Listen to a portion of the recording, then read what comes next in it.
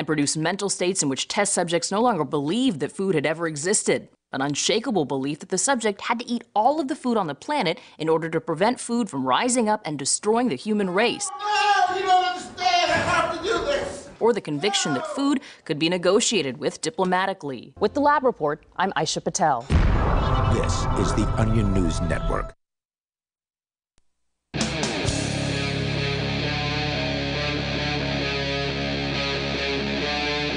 Free Talk Live. It is Free Talk Live. Welcome to the program. As always, you're invited to take control of the airwaves here. The toll-free number for you is 855-450-FREE, like freedom. That's 855-450-3733. We've got Skype as well, so feel free to Skype on in here at Skype username LRN.FM. Joining you in the studio tonight, it's Ian. Jay. And Mark. Yeah, so of course you can talk about anything that you want. This story has actually been in my show prep for a few days, but we talked a lot about Bitcoin last night, and so we'll change gears here into drugs. Kind of a good follow-up for this weekend where we were at the Cannabis Freedom Festival, which I just, by the way, posted the results from. If you were curious as to how the outreach booth that we did went, we kind of mentioned it on the air, but there's photographic evidence now over at freekeen.com of the full poster-sized world's smallest political quiz chart, the so-called Nolan chart, named after the founder of the Libertarian Party, or one of the founders, David Nolan, which shows you kind of left-right, the left-right spectrum expanded to have a sort of a top and bottom of libertarian on top and then authoritarian or statist on the bottom. And so we spent the whole weekend giving this quiz out to the attendees there, and over 67% of the attendees at the Cannabis Freedom Festival scored as either libertarian or on the borderline of libertarian. So either on the border between centrist and libertarian, or left liberal and libertarian, or right conservative and libertarian. So 67%, more than 67% scored as libertarian, which I'm very happy about. I thought it was a really great weekend from an outreach perspective. And of course, we produced 3 radio shows from there. So check that out if you want over at freekeen.com. The big headline, though, is actually about MDMA. Some people might know it as ecstasy or Molly.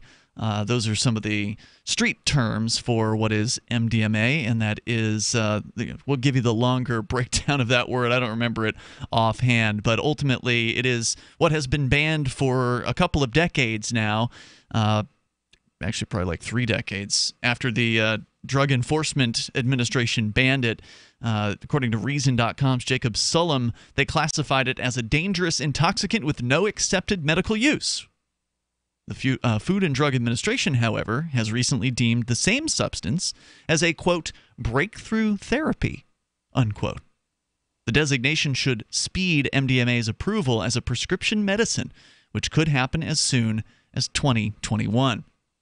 That remarkable turnaround is thanks to the hard work of a plucky and persistent organization known as the Multidisciplinary Association for Psychedelic Studies, aka MAPS. It was founded the year after the DEA banned MDMA, and last fall the FDA gave MAPS a green light for Phase 3 studies of MDMA as a treatment for post-traumatic stress disorder, PTSD. The last stage before approval of a new medicine. So Phase 3, which it now has approval to do these tests, is the final stage before it gets approved. MAPS, which plans to start enrolling subjects for its first Phase 3 study this spring, announced on Saturday, and I guess by this spring they mean in 2018 because this was written 2 days ago. They announced on Saturday that that MDMA had qualified as a breakthrough therapy. The designation created by the Food and Drug Administration Safety and Innovation Act of 2012 means that the FDA thinks that MDMA, quote, may demonstrate substantial improvement over existing therapies on one or more clinically significant endpoints, such as substantial treatment effects observed early in clinical development.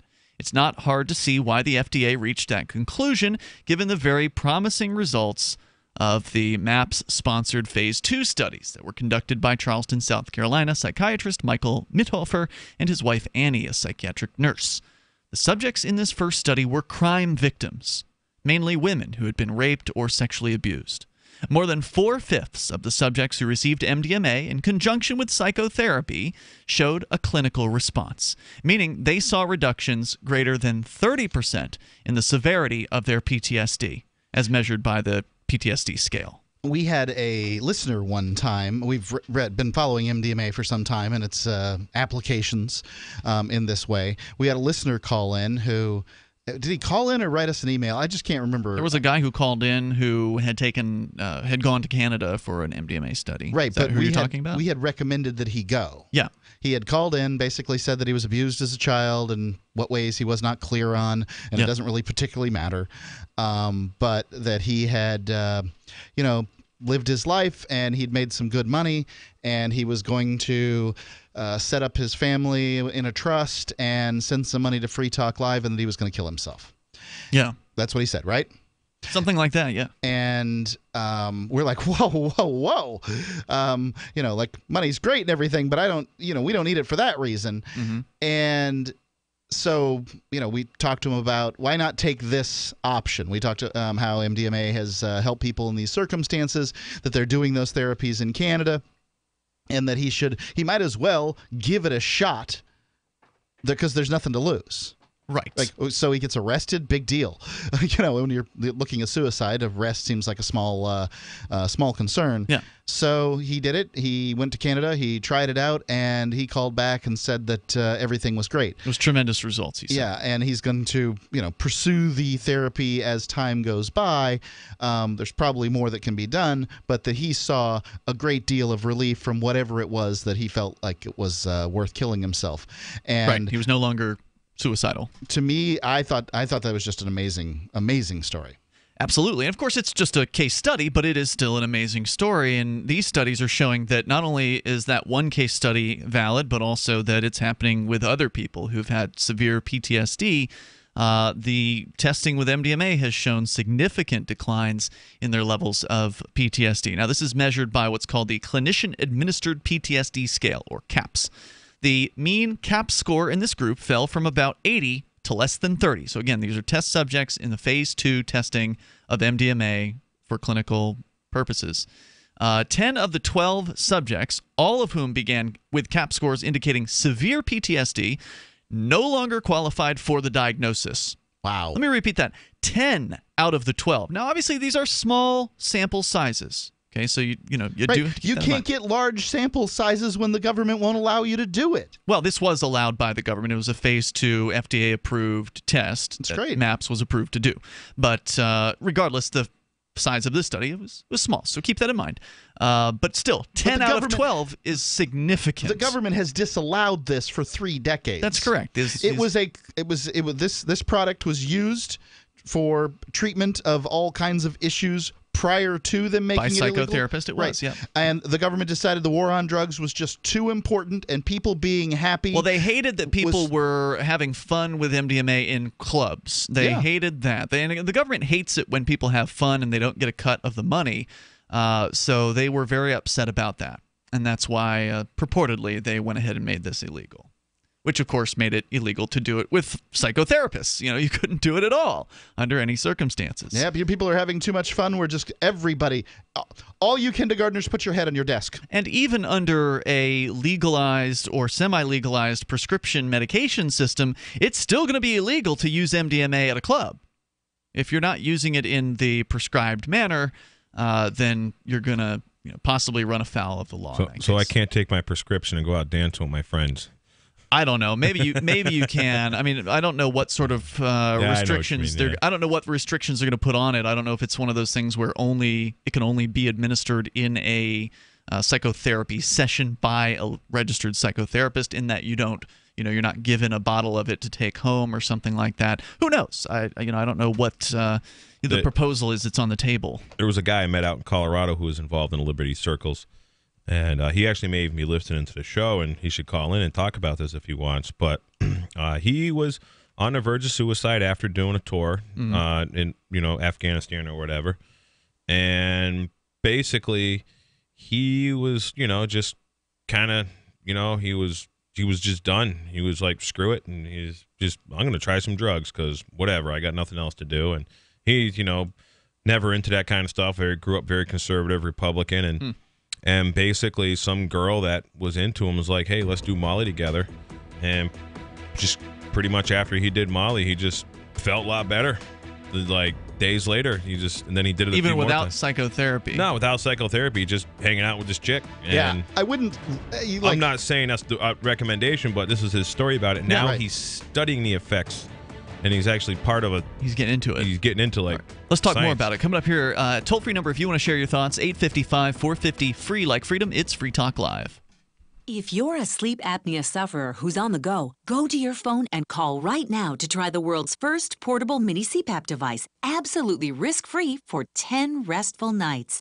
It's the Transcend Mini CPAP, an engineering marvel that's as small as a soda can and weighs less than a pound. Its unique design is so small and so light, you can fit it in your briefcase or purse to use anywhere you go. No more dragging around a big, bulky CPAP. Even better, now you can try Transcend absolutely risk-free for 10 restful nights by calling minicpap.com, 1-800-940-1740. Transcend is FAA compliant too, so you can even sleep comfortably while flying. You can also add a battery pack that's as tiny as a deck of cards. So now you can enjoy the freedom to sleep comfortably anywhere. But don't wait. To receive your 10-night in-home trial, call minicpap.com now. 1-800-940-1740. That's 1-800-940-1740. How did you become addicted? A friend? Were you at a party and someone said, hey, try this? Then you got the cold sweats and started shaking. And the more you did it, the more it didn't work. So you switched to the needle. Now you're a train wreck. Drinking, drugging, broke. Your family hates you. And you hate you. Get out of your hell on earth now. Call the Detox and Treatment Helpline today for immediate help. In many cases, your insurance may cover the costs. We can't guarantee it, but we can guarantee we have what you need to change your life for the better. Pick up your cell phone and call right now. 855-700-2979. 855-700-2979. 855-700-2979. That's 855-700-2979. The Free State Project has reached its goal of 20,000 liberty lovers who've pledged to move to New Hampshire and get active to achieve liberty in our lifetime. Perhaps you're trying to figure out what part of New Hampshire should be your destination. If so, consider Keene. You'll find more than 150 reasons to move to Keene at move.freekeene.com. Keene is famous for its historic, publicity-generating activism, as well as being the liberty media capital of the world. It's home to freekeene.com, New Hampshire's destination for liberty activism, news, and opinion. For years, we've been compiling over 150 reasons to move to Keene at move.freekeene.com, where you'll learn about some of what's happening here and what makes Keene a great place to live. If you love liberty, you'll probably enjoy anywhere you end up in the Shire. But do your due diligence first. Please visit move.freekeene.com for the full list of over 150 reasons to move to Keene. That's move.freekeene.com. So you've heard all 3 hours of the latest episode of Free Talk Live, and you're still hungry for liberty-oriented audio content? Did you know that we have another 24/7 audio stream at LRN.FM? The Liberty Radio Network airs the latest episodes of some of the best liberty-oriented podcasts on the internet around the clock. In addition to recorded content, you'll also hear live shows like Free Talk Live, originating from our Keene, New Hampshire studio. So listen anytime at LRN.FM. That's LRN.FM. There's no better app for tracking the value of cryptocurrencies than CoinCap. I've had a lot of apps for tracking Bitcoin, but none that's ever been able to track 500 digital assets at once. Their best feature is the Altfolio. I love this thing. You enter how many Bitcoins, Ether, Dash, Doge, or whatever else you have, and it tells you how much your crypto is worth. You can watch yourself get rich. If you have crypto, go right now to coincap.io, or you can use the Apple Store or Google Play to get the app. I love CoinCap. coincap.io. What's up next? Visit the Liberty Radio Network program guide to find out at shows.lrn.fm. That's shows.lrn.fm.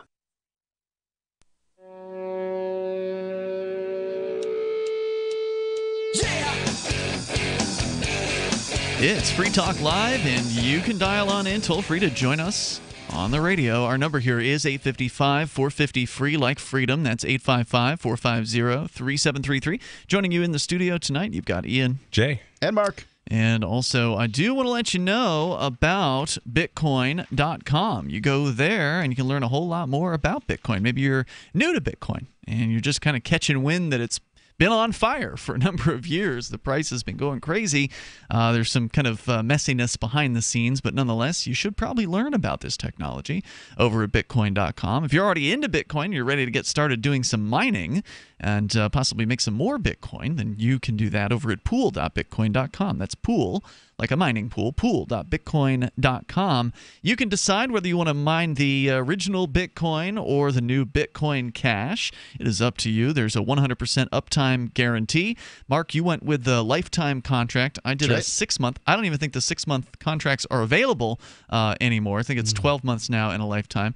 Last time I looked, which was a few days ago. So check out the options over at pool.bitcoin.com. You can use their calculator there, and that'll help you decide how much you want to put in and what you could possibly make over at pool.bitcoin.com. We'll talk more about MDMA as a therapy, ecstasy, the popular club drug, as it is called, or the love drug, depending on who you talk to.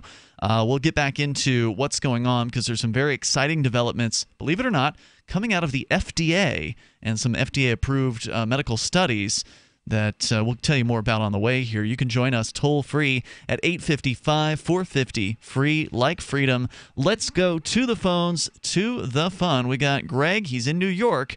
You're on Free Talk Live. Hello, Greg. Hey, guys. I had a question for you.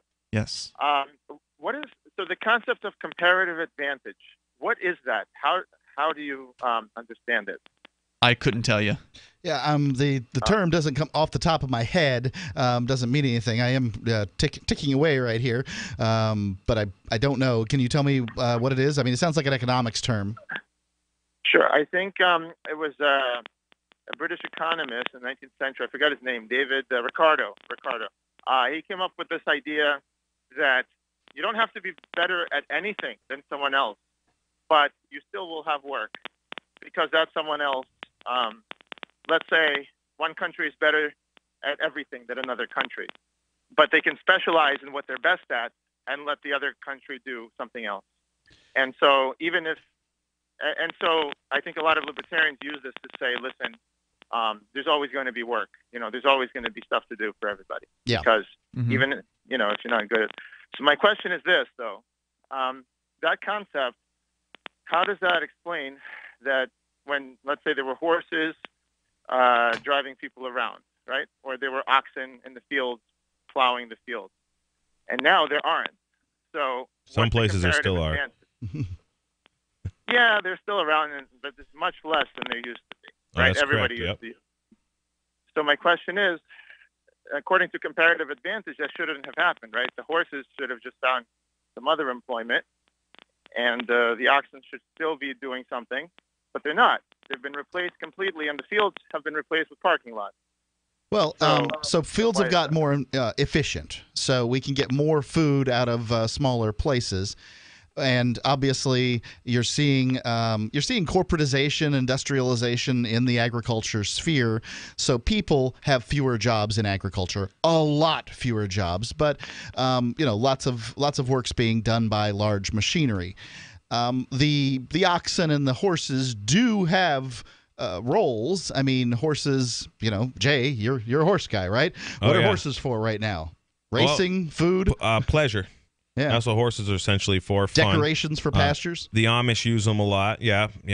Pasture ornaments, I call them mostly, because most people just feed them and do nothing with them. There are people who ride them in shows and competitions. Just and things. Pleasure. I mean, my father, my entire life, that's what he did, was sell horses for a living, and it was never for really much commercial stuff. I mean, there are people who have carriage companies and they drive horses and stuff like that. But when you come to this farming thing, and I was very involved with big time commercial agriculture, and so right now these guys that are growing genetically modified, subsidized, basically corn, for example, or sugar beets or any of that, they are pretty much 5 times the amount of corn, for example, today than they were producing 100 years ago. So right now there's farmers that are producing 280 to 300 bushel per acre of corn.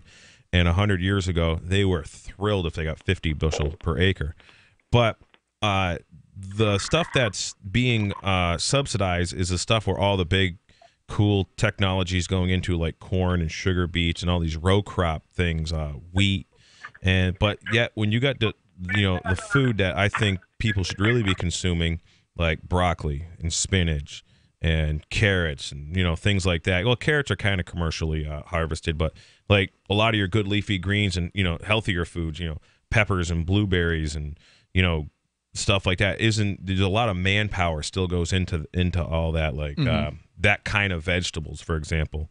And but like the grain crops are just so easy. My stepdad, for example, literally works 3,000 acres of land, and it's him, a 72-year-old man, and a 45-year-old man. There's 3 guys, and they hire a couple of guys to help rake hay and do things, but basically 3 guys are doing it all because the equipment's, GPS and all this, and I don't even know how I've gotten on this tangent. But when it comes to like good food that I call good food, the food that I eat now that I didn't eat years ago, the stuff that's not subsidized, there's a lot of manpower, and guess what?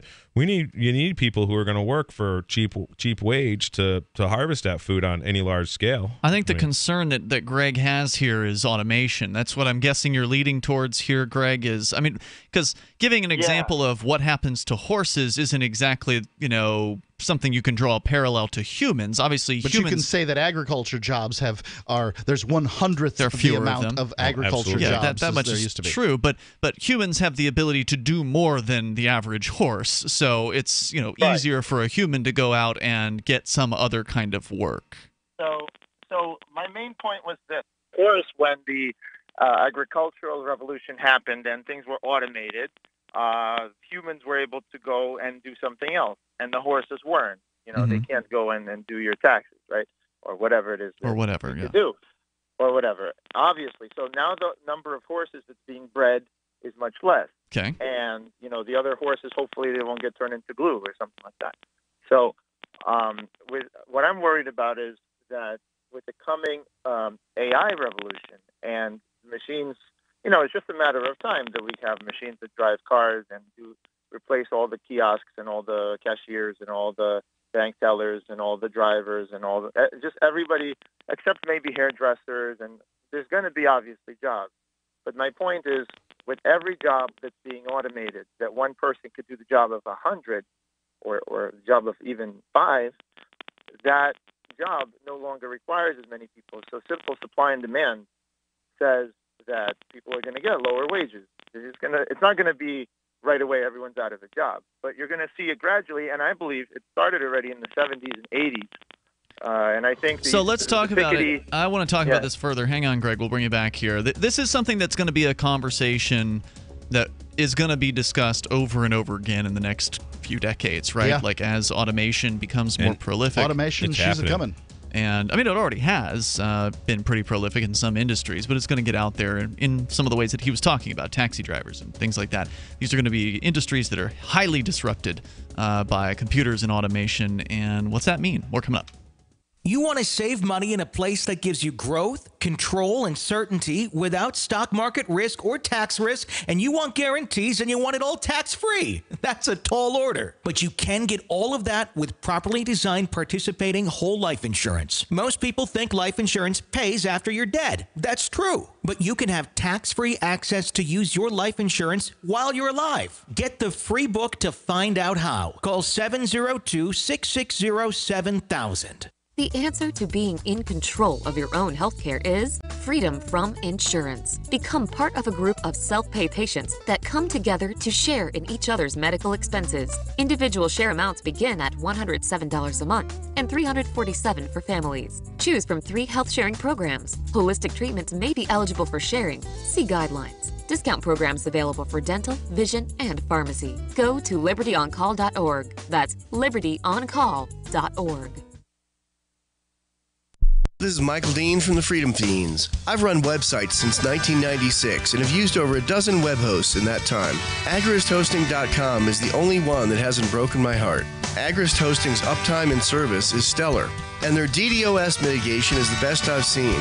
That's important because if you tell the truth in this world, you'll ruffle feathers. And some people will try dirty tricks to silence your voice. No matter what the haters hit us with, Agrist Hosting keeps our websites online. If you have a mission-critical commercial presence or a world-changing activism site, you cannot tolerate any skullduggery. So go with agristhosting.com. Have a WordPress or blog site, but you're not satisfied with performance or uptime? Or just want raw hosting? Want to pay with Bitcoin? Agrist Hosting specializes in high-performance hosting with personalized service. Go to agristhosting.com and click on the button that says Get Hosted. That's agristhosting.com. When you hear the word lobbyist, you probably think about greedy corporations, but not all lobbyists are the same. Some are fighting for the freedoms you hold dear. Liberty Lobby LLC is doing just that in New Hampshire, working hard to represent you, not some special interest group. You can help by going to libertylobby.info, where your contribution will give us the tools we need to ensure that your voice is heard. Visit libertylobby.info today to find out more. LRN.FM is proud to announce our official listening apps for Android and iOS devices. Now you can easily tune into our streams anywhere, anytime on your smartphone or tablet. Just visit apps.lrn.fm or search for LRN.FM in the Android or Apple app stores. Please download, rate us 5 stars, then share the link on your social media and let your friends and family know how you're listening to LRN.FM. Download it now, free at apps.lrn.fm. Is spreading the message of liberty, cryptocurrency, and peace around the globe worth $2 per month to you? As you may already know, in addition to our internet feed, LRN.FM broadcasts on free-to-air satellite across North and Central America, as well as Sub-Saharan Africa. And we've been available on satellite for free 24/7 since 2010. The LRN.FM free-to-air satellite signal is reaching some of the most oppressive regimes in the world, and there's no doubt our ideas are making an impact. You can learn more about the channel's impact by watching the 3-minute video at fund.lrn.fm. If you'd like to help free minds globally with our ideas of liberty, cryptocurrency, and peace, you can donate as little as $2 per month via fund.lrn.fm. You can help us continue and expand our satellite broadcast to multiple continents. Visit fund.lrn.fm today, and thank you for your help. Don't forget to share the link on social media. That's fund.lrn.fm. If you enjoy LRN.FM, please contribute to your favorite shows via their websites and become an amplifier at amp.lrn.fm. That's amp.lrn.fm.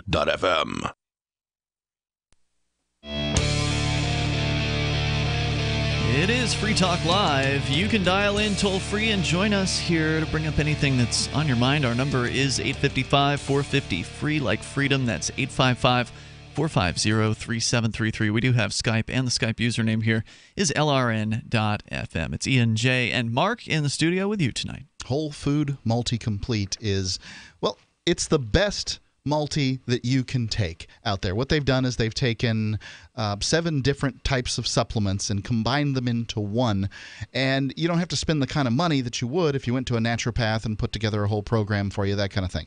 Probiotics, enzymes, antioxidants, all the other nutrients you need. Please just go to simplifymysupplements.com and take a look at the list of ingredients here. So it is a thrice daily supplement intended to give you everything that you need, and you will be stunned by the difference between whatever it is you're taking now and Whole Food Multi-Complete. Simplifymysupplements.com, and if you use coupon code FTL, you'll save $10% off of every order, every time you order. Satisfaction's guaranteed, your money back. They do take Bitcoin. I used it, and surprisingly, taking it, I lost like 10 or 15 pounds, somewhere in between there, just because of the probiotic and taking it as directed and that sort of thing. So please try it out. I mean, it's worth it just for that. What was the name of that movie that we saw together, Jay, that informed me about the probiotics and how that was? I don't exactly remember it, but the story of your gut or something. Yeah, we just YouTube searched it, and my girlfriend was looking through the ingredients list on that because I was telling her about that, and she says there's something in there. I can't remember what she said it was called, but it's like an herb or a mineral that actually helps the body metabolize the fat better and break down stored fat. and she was saying to me, I think this is why Mark lost some weight, and along with the probiotics. But there was I can't remember what she called it. I'll have to ask her and bring it up to you. But yeah, I mean, she pays attention to this stuff, and she liked what that has for ingredients. My wife did too. SimplifyMySupplements.com. All right, let's go back to Greg in New York. Greg, you're concerned about the future of jobs in the world or America or wherever with the influx of automation technologies into industries that had previously not been disrupted by automation. So you gave taxi drivers as an example of that, for instance, and certainly we're seeing the automated cars being heavily developed right now. They haven't hit the roads in a major way, but it's only a matter of time before that does happen. And of course, you can point out other industries. Obviously, manufacturing for a long time has been quite automated, and jobs have been lost there. But your concern is that automation is going to become so, and I don't want to put words in your mouth, so correct me if I'm wrong, but that automation will become so efficient, so prolific, so affordable that there are going to be very few jobs at some point in the future remaining. Is that your belief? Yeah, and by the way, what you said about around the world, I think you're right. The hardest hit areas will be, the cheap or affordable workers around the world, whether they're in India or China. Obviously, a lot of that stuff's going to be automated. So Apple, right now Foxconn is a company that makes stuff for the iPhone, and people used to work so hard that they committed suicide, some of them, right? And there was this controversy. I'm not going to get into whether the amount of suicides was bigger or less than the average. My point is, it wasn't. So all those people are going to be eventually replaced with robots. Obviously, it's going to happen. So the American workforce is not even the one next on the chopping block. It's all the other countries that have been working kind of menial jobs for cheap.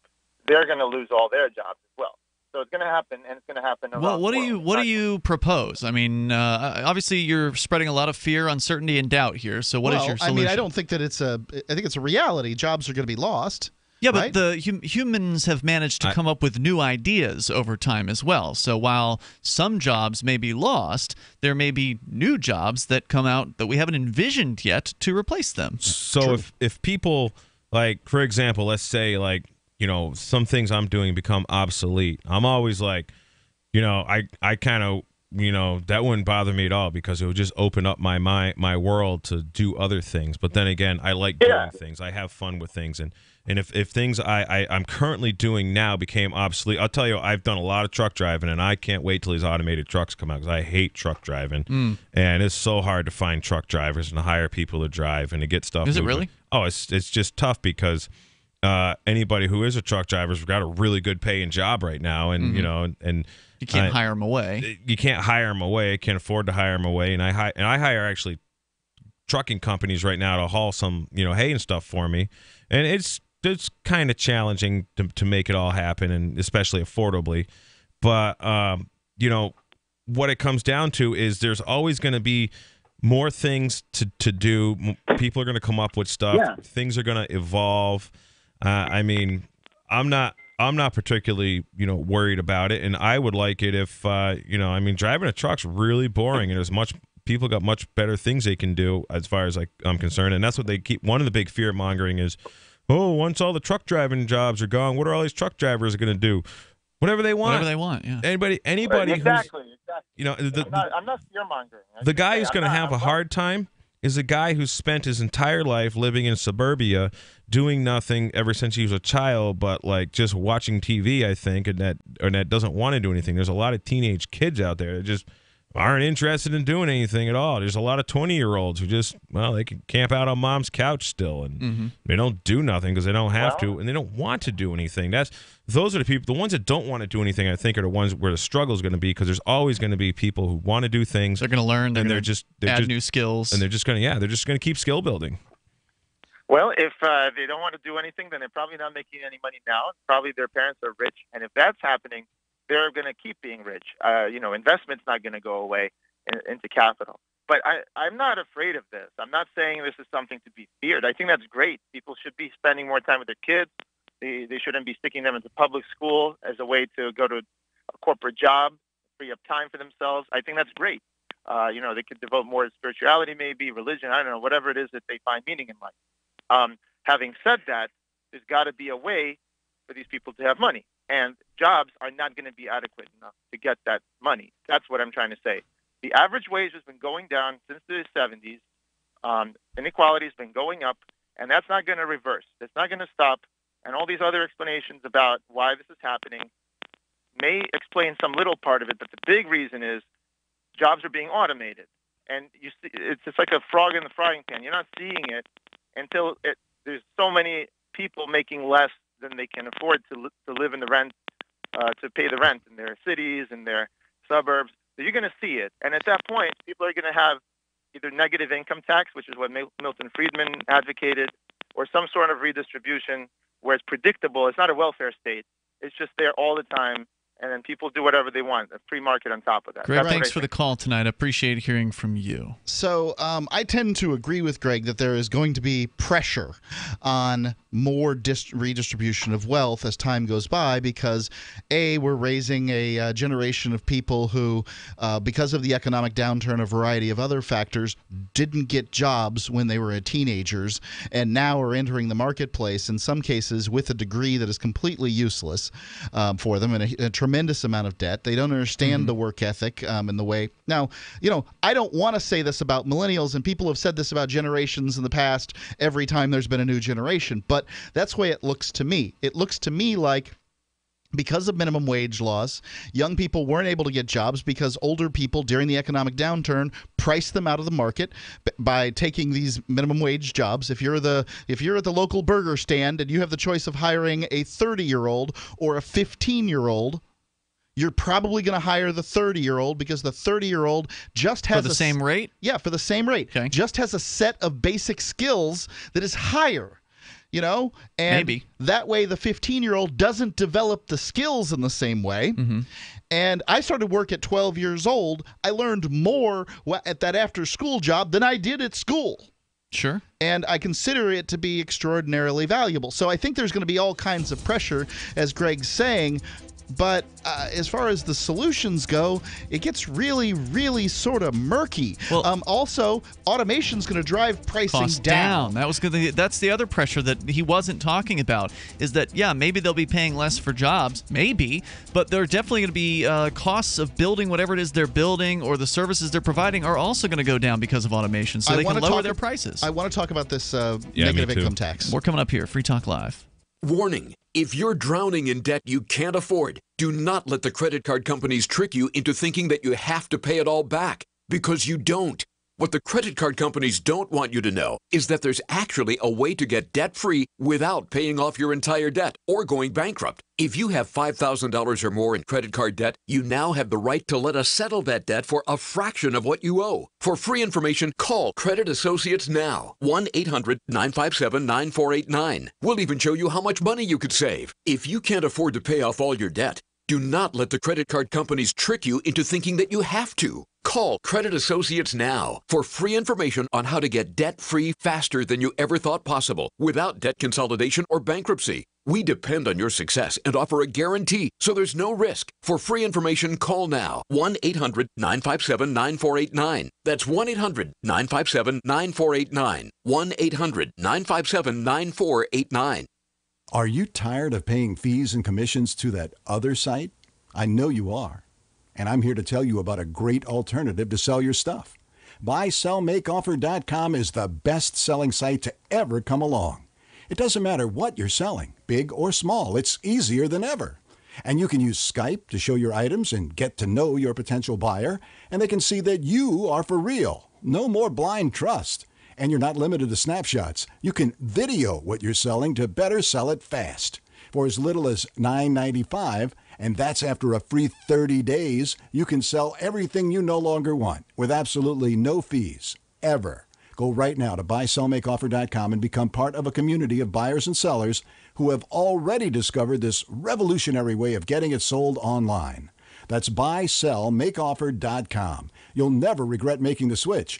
BuySellMakeOffer.com. So, what are you waiting for?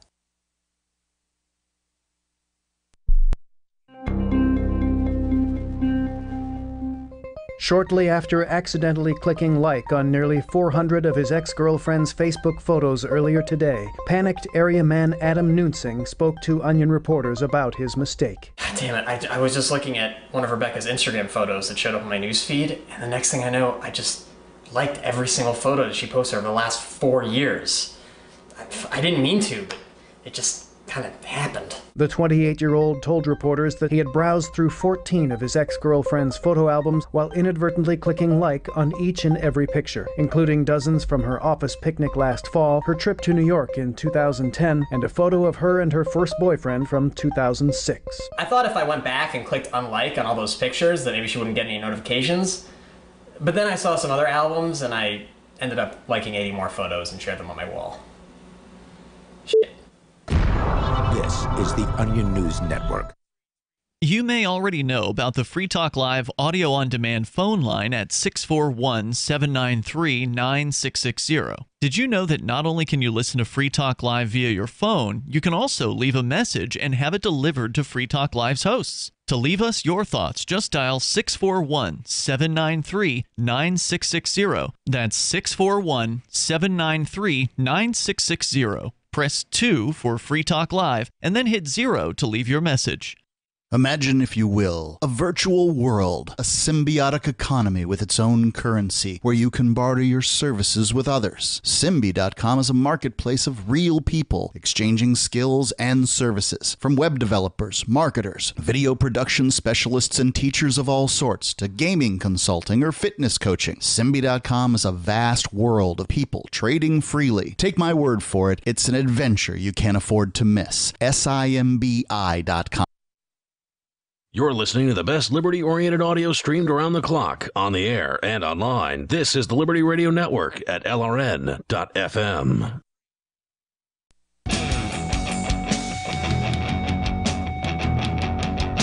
Free Talk Live. You dial toll-free, take control of the airwaves, bring up anything you want. Our number here is 855-450-FREE, like freedom. That's 855-450-3733.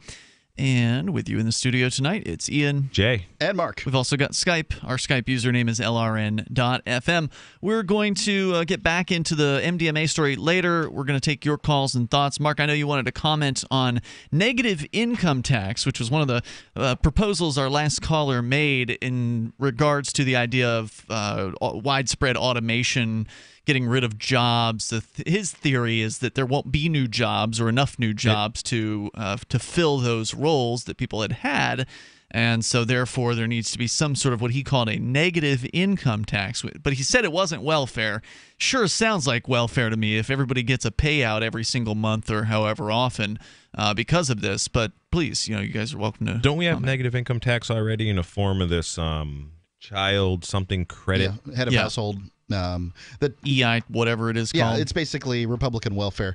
You fill out your taxes and we might give you some money. Mm-hmm. That's what it is. So, one of the things here is the negative income tax is going to have to be funded in some way, and it's going to have to be funded by a positive income tax or some other form of tax. Or the printing press, which is another way of taxing. Or bomb dropping. And what we found, so the negative income tax's new name is called the UBI, the Universal Basic Income. Yeah. And that sounds better. UBI? Yeah. Universal Basic Income? Yeah. Okay, yeah, it's more descriptive. Universal Basic Income, you know what it is once you've said it, assuming you know what universal means. So to pay that, it's tremendously expensive. If you give every person in the United States $1,000 a month, that's $12,000 a year. I haven't done the math on it, but it's a lot of money. And not to mention how much it cost just to get that $1,000 a month to whoever. There was a guy 2007. His name was Camel Jane. He ran for auditor in Massachusetts, and he had come up with it cost $42. The cost of Massachusetts taxpayer $42 for every $1 it's received in welfare between all the red tape, between all the bureaucracy, and you have to maintain you have to maintain an army to make sure property taxes are collected, to make sure income taxes are collected. He included all this stuff, because people are, if there's no police. The people, there's no need for them to pay taxes if there isn't a man with a gun to enforce the taxation. He included all of it. The police and the whole 9 yards and the prisons and everything. what it costs to get someone $1. And crazy. Some people disagree with it, but that's what he come up with. $3.7 trillion per year. What's that? That's what it's going to take to give everybody $1,000 a year. In the U.S.? In the U.S. $1,000 per what? Per month. Per month. And that's barely subsistence wages. Mm-hmm. You're going to find that once the rates go up on the rich, which is who's you're obviously going to have to tax because you can't tax the middle class anymore. Once you tax the rich, you're going to see this flight. They're going elsewhere. Else. The world's getting smaller. First off, cryptocurrencies are becoming more ubiquitous and may very well be the new form of currency, whether it's Bitcoin or whatever. Mm-hmm. And then, you can't get money from somebody who has cryptocurrency if they don't want to give it to you. They've got control. You can't take it out of their bank account. All you can do is hold their body until they give you money, presuming they actually have it. Yeah. If you get something that's private like Monero, then you never know what anybody has. Then you take into consideration that leaving the country is significantly easier than it was when you had a 90% tax bracket previously, and that the world market has expanded. There's significantly more mature marketplaces out there. There are places for rich people to go, like the Cayman Islands, Jersey, I can't remember, Guernsey, a variety of different places where they go, and they're untouchable. They're untouchable. So the idea of a UBI may be great to some, but implementation-wise, it sounds crazy. Now, I'm going to add to that a bit more evidence. There's a show on NPR that I happened to catch a couple of days ago called Intelligence Squared. I'm going to give them their fair shake.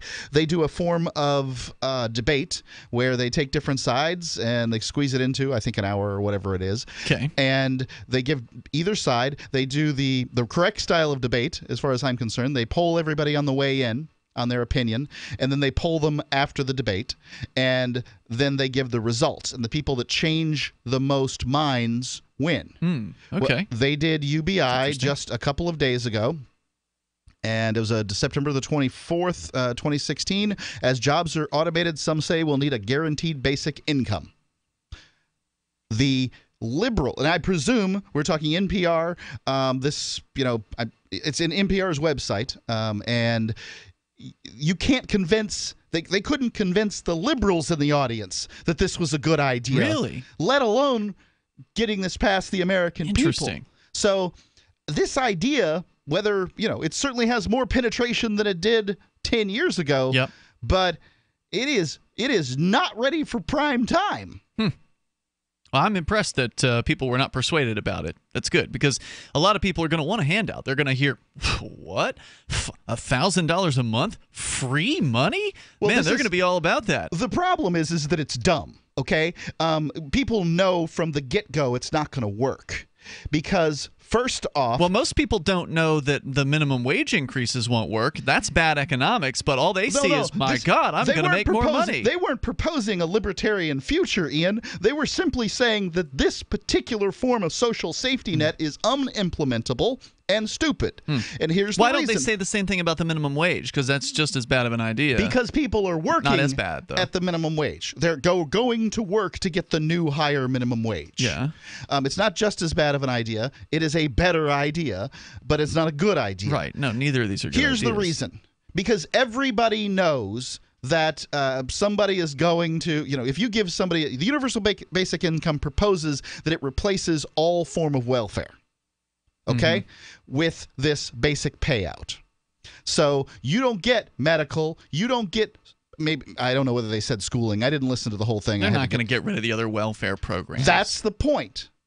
But this is what they're proposing is, from that standpoint, it's a good idea in that people would, succeed or fail, and that it would encourage people to make good financial decisions and a variety of things like that. The problem is, no, is it wouldn't. I mean, handing out money doesn't encourage good financial decisions. It would.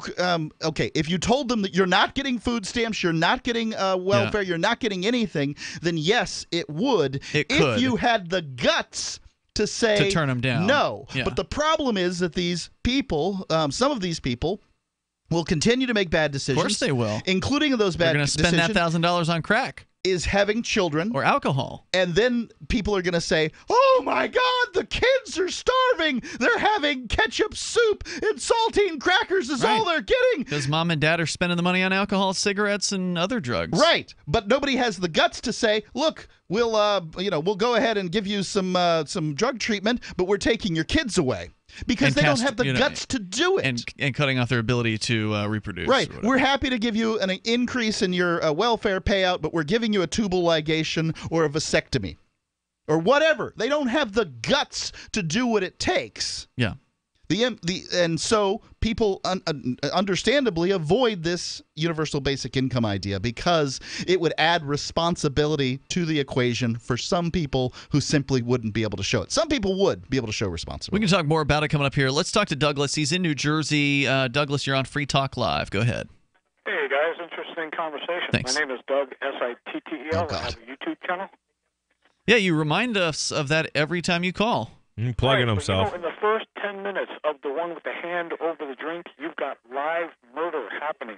You have a Charleston cop putting hot doses of Your channel is so boring. It is just so uninteresting. It's just raw audio files that are arguably made by a crazy man. Hot doses of heroin into my food. Yeah. Yeah, and it's all you ever call about, Doug. Don't you have anything else to talk about? But do you know that Mr. Burgess lost his life? I don't know who that person is. Okay. If you listen to the picture of the hand over the drink in the first I'm not going to. I watched the sampled first your few channel. minutes, and it looked like the worst video. It had no narration. It didn't have any explanation. Cop committing murder. Mr. Burgess witnessed the conversation. He was kept prisoner in his apartment. Maybe you should be calling attorneys or something like that, or somebody who can help you in the legal system. Before anybody finds out about it. I guess you're lucky they haven't killed you. If you're dealing with murderous cops and judges or whatever. I mean, you ought to count your lucky stars that they haven't just gone ahead and offed you. Live on my YouTube, Doug, S-I-T-T-E-L. All right, that's enough. Thanks for the call. You can buy an ad next time. The toll-free number here is 855-450-FREE. I mean, look, if what he's saying is true, it's not funny. It's not funny. What if he's saying, for listeners that don't know, this guy's called in like 5 times now. All he does is plug his YouTube channel, which is full of audio-only clips that last for hours in some cases. I've dealt with enough paranoid schizophrenics to just not believe an accusation like this. It's just, why would you call us? Well, can't get through on any other show. Right. Well, toll-free number here. Call the cops. 855. Well, he says they're in on it. All of them? Everywhere. Well, it is New Jersey. 855-450-FREE. 855-450-3733. If you wanted to get into Bitcoin mining but don't want to deal with the hassle and frustration of operating the mining hardware, let pool.bitcoin.com handle it for you like I did. Just visit pool.bitcoin.com and use their calculator to estimate what you could end up making. You get to decide which Bitcoin you want to mine. If you already have mining equipment, you're invited to join pool.bitcoin.com. Get all the details and get started mining Bitcoin at pool.bitcoin.com. Do you want to help build a better financial system for everyone? Join Dash. Dash is Digital Cash, a digital money platform designed to replace cash and help people manage their own wealth. It's fast and easy. Fees are low and transactions are confirmed instantly. Dash is decentralized, run by users who earn rewards for helping run the network and make governance decisions. Dash is set up to succeed where other platforms have failed. Give it a try. Dash.org. Help people take control over their financial future today. Find out more at Dash.org.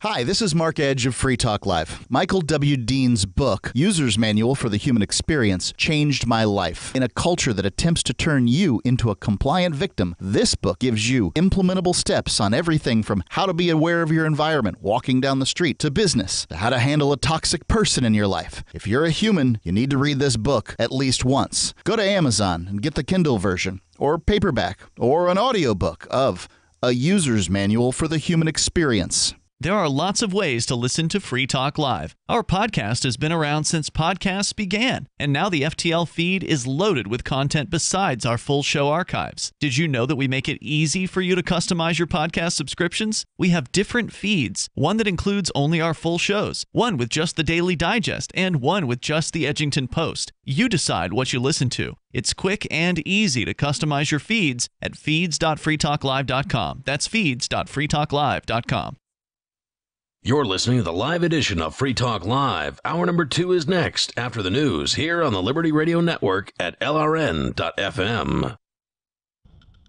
From Keene in the Shire, the Liberty Media capital of the world, this is Daryl W. Perry, host of FPP Radio News for Wednesday, August 30th, 2017. Silver is trading at $17.35 per ounce. Gold is valued at $1,308 per ounce. Bitcoin is trading at 4.1 cents, and the average price of Bitcoin is $4,553.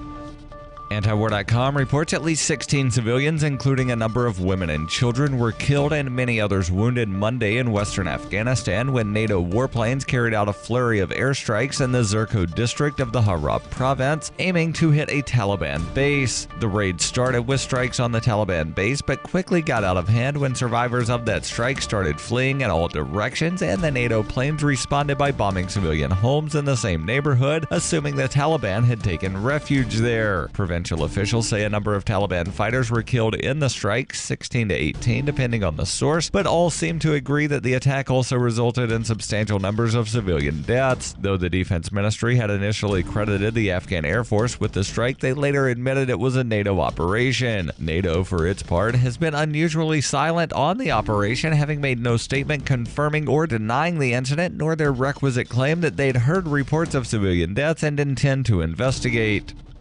In 2115 New England, there are no borders, no states, and no regulations, yet never has a more peaceful and prosperous place existed. Faced with the prospect of waning power, Mr. Drake intends to replace the anarchy of New England with a government. Anarchy in New England by Joe Jarvis is available from Amazon.com and all major bookstores.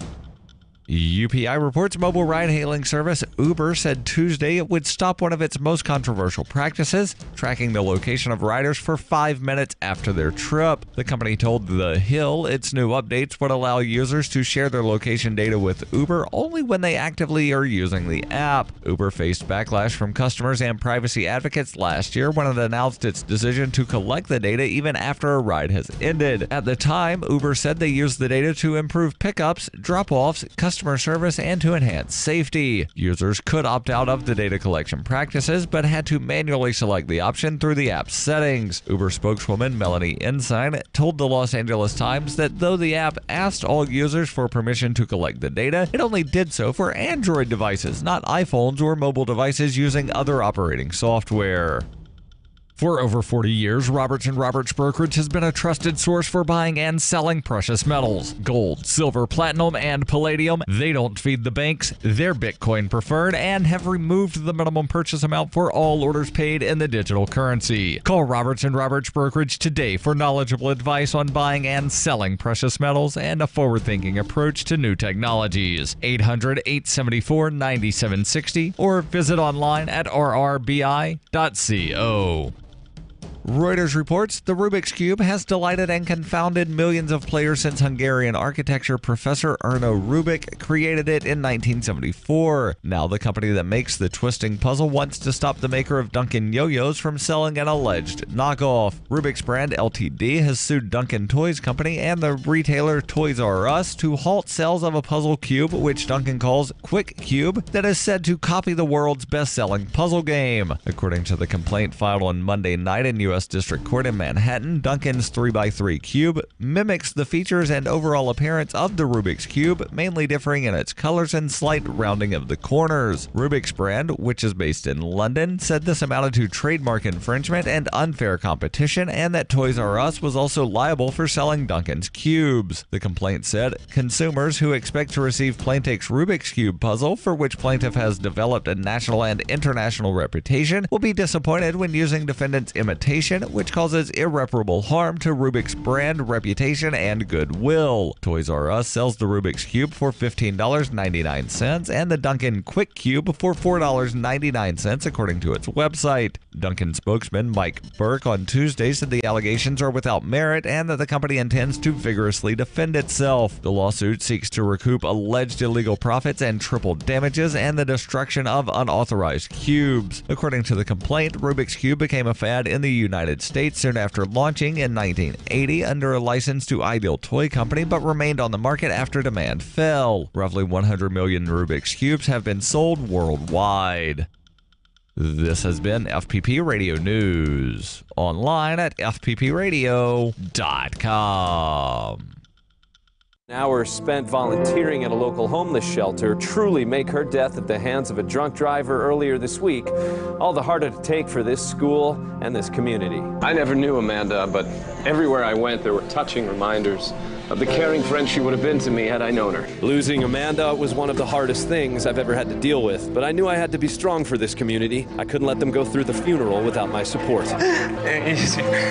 She's so much better than all of us. She was so much good.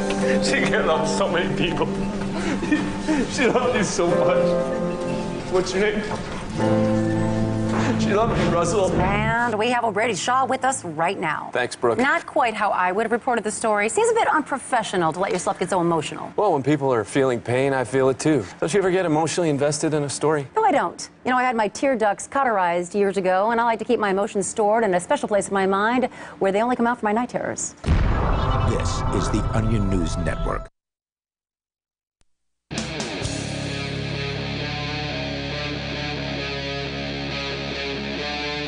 Free Talk Live.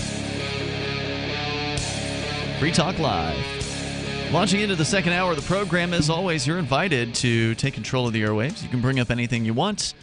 Our number here is 855-450-FREE, like freedom. That's 855-450-3733. And we do have Skype, so you can Skype on in here at Skype username LRN.FM. We're going to come back around to a discussion about MDMA and some really interesting therapy that has been quite successful that even the FDA is acknowledging has been a tremendous success. So we started the show with that, but we got onto other topics because that's what we do here. It's an open phones discussion where you can call in and bring up anything you want. With you tonight, it's Ian. Jay. And Mark. We're going to go back to your phone calls and thoughts. Last hour, we ended up getting onto a discussion about jobs, automation into the future. How many jobs are going to be replaced by machines? And does that mean that those jobs, or the jobs that those people could have, will no longer exist? Or are we going to, as ingenious, inventive human beings, come up with new jobs and new things to do? I'd like to add a little comment to that. That caller Greg had stated something about, the wage gap, and the people on the top of the food chain are making a lot more money than the people on the bottom, and that gap just keeps on getting wider and wider and wider. And it was like in 1975, it was like the average CEO made like 50 times more than the average like low man, in the company, like General Motors and stuff like that. I think that was a number. And then in like 1995, the number was that average CEO made 550 times more of the average like low man on the in the company. But I don't think the automation thing, like he was saying, really has anything to do with that. What I believe it is because of inflation, taxation, and regulation is, keeping these big monster companies, they're growing because they have this government protecting them. I mean, just like with the food processing, with all the regulations that come out in poultry, for example, that was introduced by the congressman from Georgia, who happened to be from the district that the Tyson and Purdue companies, are based out of. Literally, that regulation shut down all the mom and pop poultry producers throughout the nation pretty much very shortly because, if you run a little home business in 1982 and you're butchering some chickens for the neighborhood, and that's what you do or whatever, and you got to come up with $50,000 worth of, improvements because of all the federal stuff, you're out of business. And, well, Tyson and Purdue, they already got that. So they just, they basically inherit all this business, almost overnight just because of legislation. And then we got... And you can take a pay cut and go work for them. Oh, yeah, right. And yeah, sure. And then you got the whole inflation thing. I mean, inflation is this tax in general, but inflation is this tax that people are very unaware of. They don't see. They don't understand. Ron Paul, just Google Ron Paul on inflation. He explains it really the best. Right. Inflation's where the government, they won't tell you what inflation really is in most government economics classes in high school. Right. You just think it's raising prices. They'll tell you that it's prices going up. But inflation is actually the increase in the money supply, which tends to result in prices going up. So rising prices are a symptom of inflation for the most part, but that's not what inflation is. It's more dollars chasing the same amount of goods, so the price tends to go up. And so one of the things you're pointing out here is inflation is one of the things causing the wage gap. And one reason for that is because taxes generally, especially in a tax like inflation, which is a secret hidden tax because you don't know that it's happening. It's hitting the value of the dollars that you might have in your wallet or in your savings account or whatever, and it's destroying the value of those silently. It's very hard to track that. And so a person who is poor or person who is middle class is less likely to have as many investments as a wealthy person. So a wealthy person is making enough money generally on their investments to probably live their life and also to certainly stay ahead of the rate of inflation, right? So they've got all these different irons in the fire and they're making money here and there and here and there. But the average person, who doesn't have the wherewithal or the investment ability or the money to invest, they're just getting hit by inflation. Every year they're getting hit by inflation, every week in a place like Venezuela, for instance. Every day almost in Venezuela. They're getting hit by this. Their money is going less and less far. When they go to spend their money at the store, they're buying less and less with it. It's not as effective for them. Whereas, again, the rich, they can weather some of that storm because they've got all these investments that are helping kind of keep them afloat. And that helps create that wage gap that you're talking about, where the poorer and lower middle class people are getting hurt disproportionately because inflation affects everybody, but it affects poor people more. And the same thing's true of sales tax. It's if you don't make a whole lot of money, then the money that you pay out when you go and buy things hurts a whole lot more than if some wealthy person's just, I'm going to buy a yacht or I'm going to buy, whatever. They don't care. They've got enough money to pay the taxes. It's a drop in the bucket for them. But for a poor person, paying taxes is a brutal process. And that's the wage gap. When the wealthy man buys a $2 million yacht, he's generally got a nonprofit set up that he makes a donation to that buys the yacht, and since it's his nonprofit, who cares who owns the yacht, and then there's no tax. Yeah, you don't pay the taxes on it. Oh yeah, it's just like this happens all the time. Right, because wealthy people have the resources to have the attorneys, to have the accountants who know how to do these things, and it's those wealthy. And I don't think you and I even personally know anybody that these wealthy people we're talking about, because it's these wealthy people that are the ones that are pulling the strings of Bernie Sanders and and all the other corrupt politicians out there. Who bought Bernie Sanders his R8 his R8 Audi and his $600,000 or $1 million condo down there? He didn't buy that for himself. Well, I don't know, but he's got these things. Maybe he did, but where does he get his money from? He's just a senator. What's his pay a year? $100,000 or something. I don't know. Well, right. There's benefits. People it's are six scratching figures, his but back. it's not high six figures. But anyways, he lives. All these. Senators live beyond their paycheck. $174,000 a year. That's his salary? That's what a senator's salaries of the United States Congress. It's $100 a year for a New Hampshire state senator by comparison. Let me get to Stefan on the line here. He's on Skype. Go ahead, Stefan, calling from Ohio. You guys were talking about automation and, the idea of universal basic income. And whenever somebody talks about automation, I don't think it's going to become as prevalent a problem as people think. Because if nobody's earning money, how are people supposed to go out and buy these companies' products after they've automated all their workers out of business? That's a great point. Right. It's a great question. I would. I've got a theory, right? So life for poor people now in the United States is significantly better than it was 100 years ago, right? Yeah. There are many things that are available to poor people that weren't available previously. Phones, air conditioning, television. I mean, you go down the list. Water. I like to use the example of water fountains. So there are water fountains all over. Mostly they're unused, but they provide free water to people, and there's no regulation to it at all. It's just water fountains. Oh, I bet you there's states where there's regulations around water fountains. Not for the use of them. Like there's no water fountain bureaucrat. You don't need a license, is what you're saying, to use it. I see what you're saying. I thought you meant to place the water fountain. And I'm sure there's all kinds of stuff like that.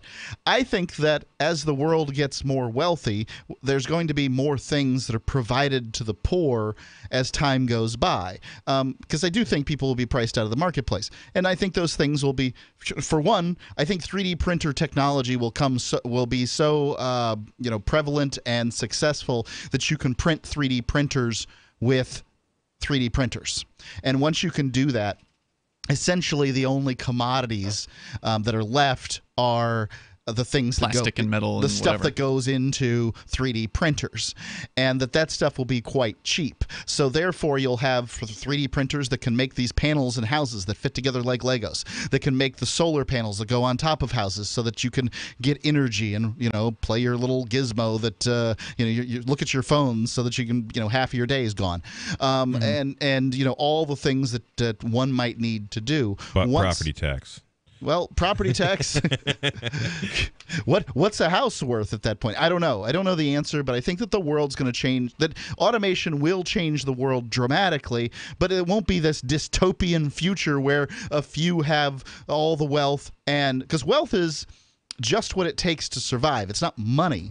It's just the things that you need to survive. And in today's world, it takes the form of money, but not. It wouldn't necessarily. Stefan, hold your thoughts here. We'll let you respond and share more in moments. Your calls and thoughts are also welcome. You can join us here toll-free, 855-450, free like freedom, 855-450-3733. You can join us on the radio. This is Free Talk Live.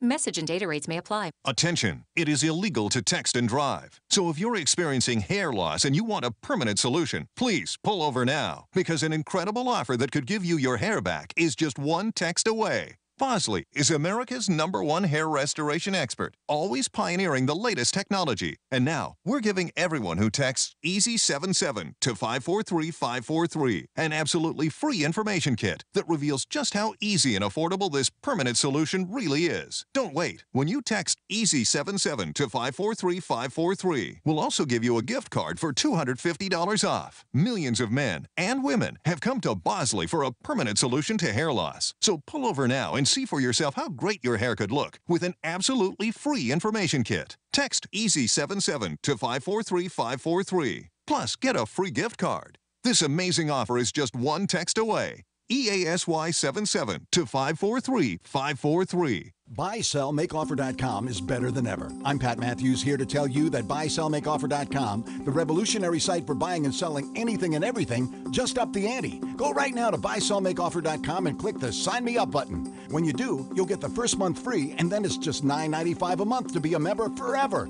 And you don't need a credit card for the initial setup. Create your own store on the site and sell whatever you want, as long as it's legal, however you want, and sell an unlimited number of items. Create your own intro video to describe what your store is all about. Use Skype to see who you're buying from or selling to. Sell unused household items, as well as antiques, cars, televisions, collectibles, real estate. The possibilities are unlimited. Use social networks to promote your store right from our site. Remember, there are never any fees, no matter how much you sell. Become a member today. I'm a member. Get all your friends to sign up, too. This could become a great business for you. Sell whatever you want for the first 30 days, free at BuySellMakeOffer.com. Since time began, tyrants have taken aim at personal liberties. Now there's a movie that aims back. The government has no more right to tell us what to put in our bodies than they have to take our guns or tell us what books we can read. 6 drug police were eaten by bears while raiding a marijuana farm. On your knees, you dirty hippie! Jesus. On your knees! What's the problem, officer? Today, many cops who enforce pot laws do so only because it provides them with cushy jobs, good benefits, and a chance to push people around. I was an undercover narcotics officer. The drug war is nothing but a farce. The Second Amendment says you gotta keep you and your gat intact. Guns and Weed, The Road to Freedom. A film by Michael W. Dean and Nima Vadadi. DVD available now at gunsandweed.com or on Amazon. That's gunsandweed.com. Makes the perfect gift. Remember, that's gunsandweed.com. DVD, books, music, instruments, periodicals, computers, software, electronics, photo, cell phones, office products, home and garden, bed and bath, furniture, kitchen, pet supplies, automotive, hardware, apparel, shoes, jewelry, grocery, healthcare, sports and outdoors, toys, games, used, and more. It's a department store at your fingertips. Shop.freetalklive.com. Get all your shopping done, get a great deal, and a portion of your purchase goes to benefit Free Talk Live when you enter Amazon via shop.freetalklive.com. My name is Jacob Hornberger. I'm president of the Future of Freedom Foundation, which Congressman Ron Paul awarded for having an outstanding freedom website. Write us at fff@fff.org, and we'll send you a free 3-month subscription to our monthly journal of libertarian essays and our booklet, Economic Liberty in the Constitution, which George Mason University economics professor Walter Williams praised in a recent column. That's fff@fff.org. While our satellite channel is free to listen to, it's not free for us. You can help us cover our satellite costs with the chip-in on the right side of the page at lrn.fm.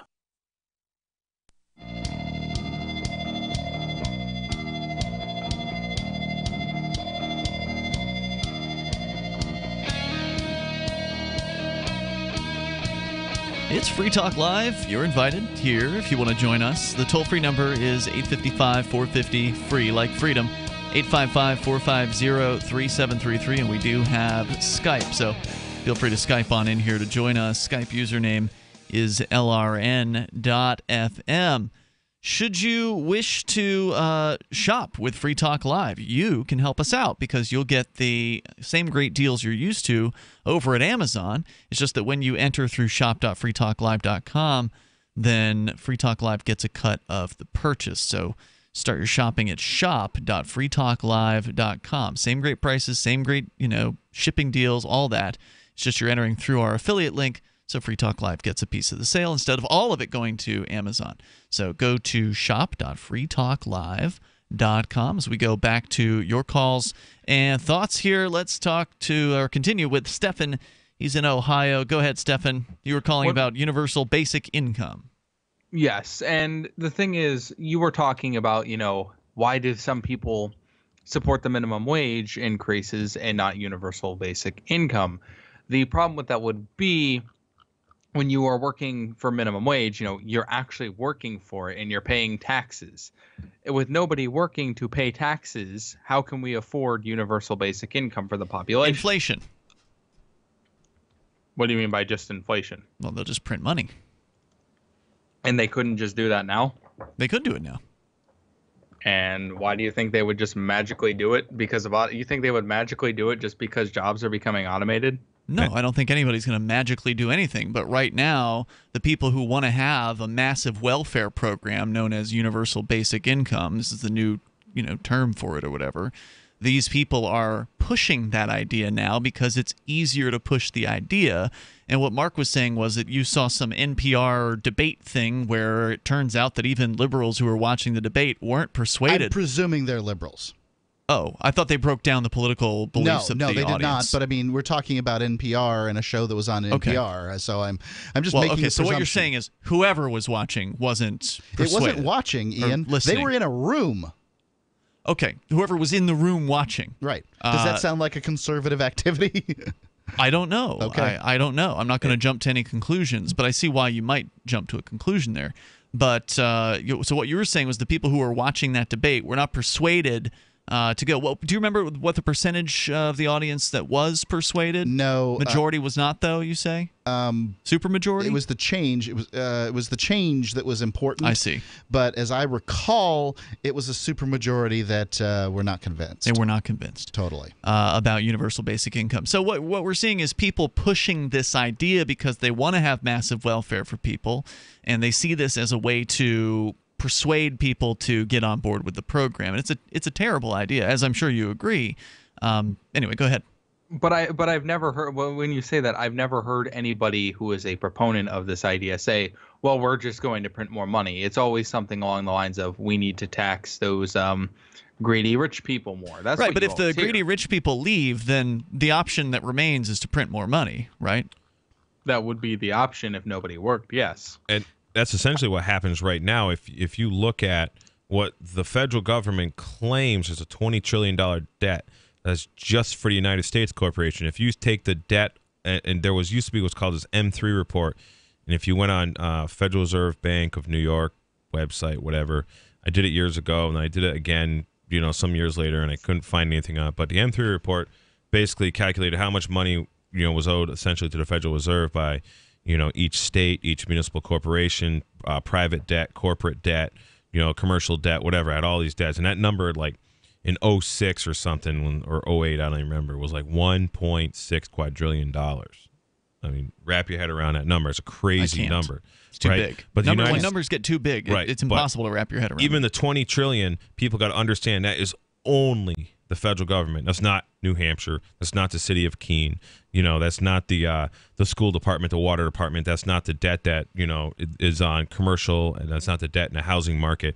There's this crazy amount of money that we can't even fathom that's already been created out of thin air, and the only way that money, what universal income will result here in the United States is a whole lot more bombs getting dropped on nations around the world, because as the U.S. dollar becomes more and more inflated, nations around the world are going to say, we don't want to participate in a dollar system. We don't want to use dollars. We don't want to accept dollars. And what happens? And they'll force it on them. And they'll force it on them. They'll bomb them. They'll say they're terrorists. They'll put it's the only thing sanctions they've on got them. left. Right. The only It's thing the the only things government left. has left is its currency, which is the world reserve currency, and the fact that the United States is the greatest producer of munitions in the world. And you put those two things together, and then you start taking away what they feel is rightfully theirs, i.e. the world reserve currency status. What do you expect to happen? Desert Storm, Gulf War, Operation Iraqi Freedom. That's what happens. Stefan, any other comments? Go ahead. Nope, that's it. Thanks for the call. Appreciate hearing from you. Let's go to. I just now read the call screening message here, James. You wanted to talk to Tell him Stefan. to call back, loser and liar. Did you have something you wanted to say? Because I'm sure he's still listening. Well, give him about I wanna 30 talk to him seconds. directly. All right. Well, then I guess you'll have to call him on your own. Toll-free number tonight, 855-450, free like freedom. That was James in Arizona, the man who has been known for issuing threats to you and your family, Mark. You've posted them on you too, more Facebook. than me. No, I don't think so. Oh, yeah. You posted. I'll make you sorry, Minister He has Freeman. been doing it a little more recently. That's true. But anyway, I believe he has Stefan's phone number, because Stefan has said on Off the Air Live that James has contacted him on multiple occasions. Maybe it was over Facebook or something, but in some way he has contacted Stefan off the air, simply because he's been a regular caller to the Off the Air Live show or to Free Talk Live. I've heard that James gets all kinds of calls from people. Oh, is that right? Okay, I don't know anything about that. The toll-free number I here. doxed him on Facebook and threw his telephone number out after he had threatened my family. I see. With a quote, and then, this I thought it was person one of said our that. listeners that found his phone number. Yeah, it's not that okay, I'm sorry. Listeners doxed him. I put the number out. Gotcha. So anyway, that's what that was about. The toll-free number here is 855-450, free like freedom. We were talking about this universal basic income, the idea that the government is, at some point, if these people get their way, going to just start cutting checks or direct deposit or whatever to everybody in the country. Doesn't matter what their level of wealth is. They're just going to start receiving a check from the federal government. Well, maybe they wouldn't give it to everybody. Maybe they'd only give it to the bottom 20th percentile. Or then it wouldn't be universal basic income in that case. It wouldn't be universal basic income at that point. So, is there any kind of proposal that's actually being taken seriously, or is it just something that people are talking about in political circles? I don't know. I heard I think it was on NPR actually, that there was some it could have been one of the LRN podcasts too, that there was some country, some European country had in a certain area was actually had doing like a test deal of it was one of basic the income, like Finland or something like that. Yeah, one of those countries up there. I don't remember whatever happened about it, but like, a lot of the people that were talking about it was like, oh, I don't think this is really necessary, because they're going to just buy drugs with the money. Was everybody's commentary. Headline from the New York Times, Why Finland's Basic Income Experiment Isn't Working. This from about a month ago. Maybe we'll take a look at that and see what they say. The toll-free number here is 855-450, free like freedom, because if it's the New York Times, they're probably not coming at it from a pro-freedom perspective. Nope. Free Talk Live. You want to save money in a place that gives you growth, control, and certainty without stock market risk or tax risk, and you want guarantees and you want it all tax-free. That's a tall order. But you can get all of that with properly designed participating whole life insurance. Most people think life insurance pays after you're dead. That's true. But you can have tax-free access to use your life insurance while you're alive. Get the free book to find out how. Call 702-660-7000. Being self-reliant is about being prepared and to do what you need to have your own source of renewable energy. Portable Solar LLC offers the most powerful EMP-hardened solar system on the market that is transportable from place to place, and the best part, it's very affordable. Contact them at portablesolarllc.com or call for details at 972-575-8875. Sol Arc EMP-hardened solar generator energy insurance for your family or business. Call Portable Solar LLC today or go to portablesolarllc.com to check out their patent-pending technology. My name is Angel Rach. I'm a mother of 2 teenage children, and I fought all the way to the Supreme Court for the right to use the medicine that saved my life. I've been permanently disabled for 10 years, with an inoperable brain tumor, wasting syndrome, and several other serious conditions. For 4 years, I was in a wheelchair, in so much pain I couldn't even hug my kids. The hardest part was looking in their eyes and seeing how much they were suffering because of my medical condition. The medicine that gave me my life back and gave my kids their mom back was cannabis, also known as medical marijuana. With medical marijuana, I can walk, maintain my weight, and I can be a mom. Without it, my doctors believe that I would die. To learn more about medical marijuana, contact Marijuana Policy Project at 1-877-JOIN-MPP or on the web at mpp.org. Radio is the most personal of mediums. I exist right now in your head. If you listen to Free Talk Live regularly, you know me. Free Talk Live is on more than 160 radio stations around the U.S. and has been downloaded on every continent around the world. Hundreds of thousands of listeners with ad packages from $600 a month to $6,000 a month. Imagine what we can do for your business, project, website, or idea. Email me, mark@freetalklive.com. The 3 most important things you can do for Free Talk Live are: 1, share 1 episode a week on Facebook or in some other social networking site. 2, buy the things you buy online through shop.freetalklive.com. 3, give $5 a month to the AMP program. It's my firm belief that Free Talk Live's AMP program is the best use of your charitable dollar among liberty-oriented organizations. Support all the organizations you love, but make sure you give $5 a month to AMP at amp.freetalklive.com. Why did you move to the Shire? I moved here to the Shire because there's other people around who take liberty just as seriously as I do. I moved to the Shire because I saw videos of people challenging authority and thought that I could get support myself. It called to me, like, do this right now. I wanted to be around people like me who got it, and once I got here, I knew there was nowhere else that I wanted to be. I've always wanted to change the world, so I moved to the Shire to join people who were actually working towards doing the same thing. The people here are awesome, loving, and positive. It was for the adventure and for the feeling of something important is happening here, and I just wanted to come to sort of be part of that. Visit ShireSociety.com to read and sign the Shire Society Declaration and learn the reasons why, if you love liberty, you should immigrate to the Shire. Plus, add yourself to the Shire map at ShireSociety.com. That's ShireSociety.com. Do you love Twitter? Make sure you favorite the LRN.FM Twitter account so you can receive our tweets at twitter.lrn.fm. That's twitter.lrn.fm.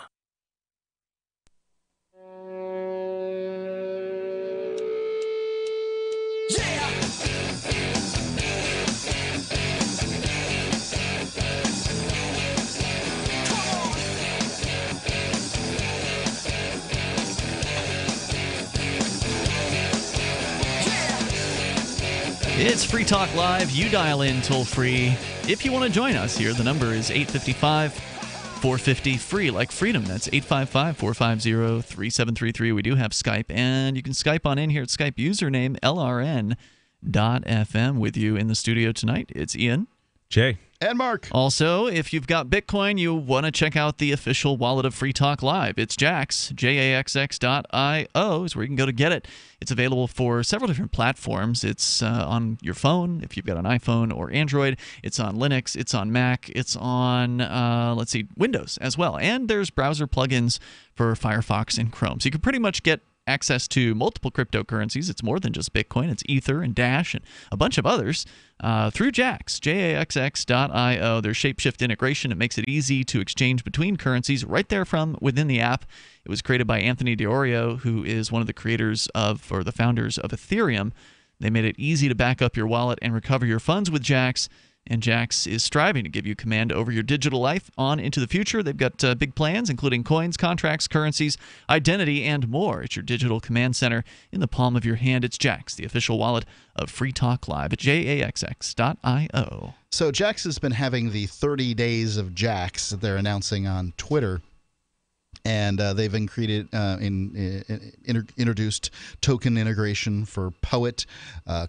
Never heard of it. Yeah, co-founded and Music Onomi. So, check that out. Okay. Toll-free number here, 855-450-FREE, like freedom. We can talk more about the universal basic income. The opinion piece at the New York Times says their experiment in Finland isn't working. We'll talk about why that might be coming up here. But first, let's go to Bill, listening in California in Lake Isabella to KVLI. Go ahead, Bill. That universal income scheme wouldn't work, for the reasons you stated. But back in the 60s when I was in school, automation, they were talking about it even back then. I grew up in Detroit, and by that time, a lot of the auto industry was already automated with robots in the 60s. And the result of that in the future, they were saying then, was that it was going to create more leisure time for workers.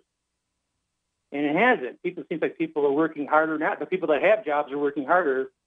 Well, sure, because when you get behind the ball of inflation, you have to work harder in order to make the same living that you made before, even though... Go ahead. And then, I came from a large family. My father supported all 7 of us with his job. Yeah.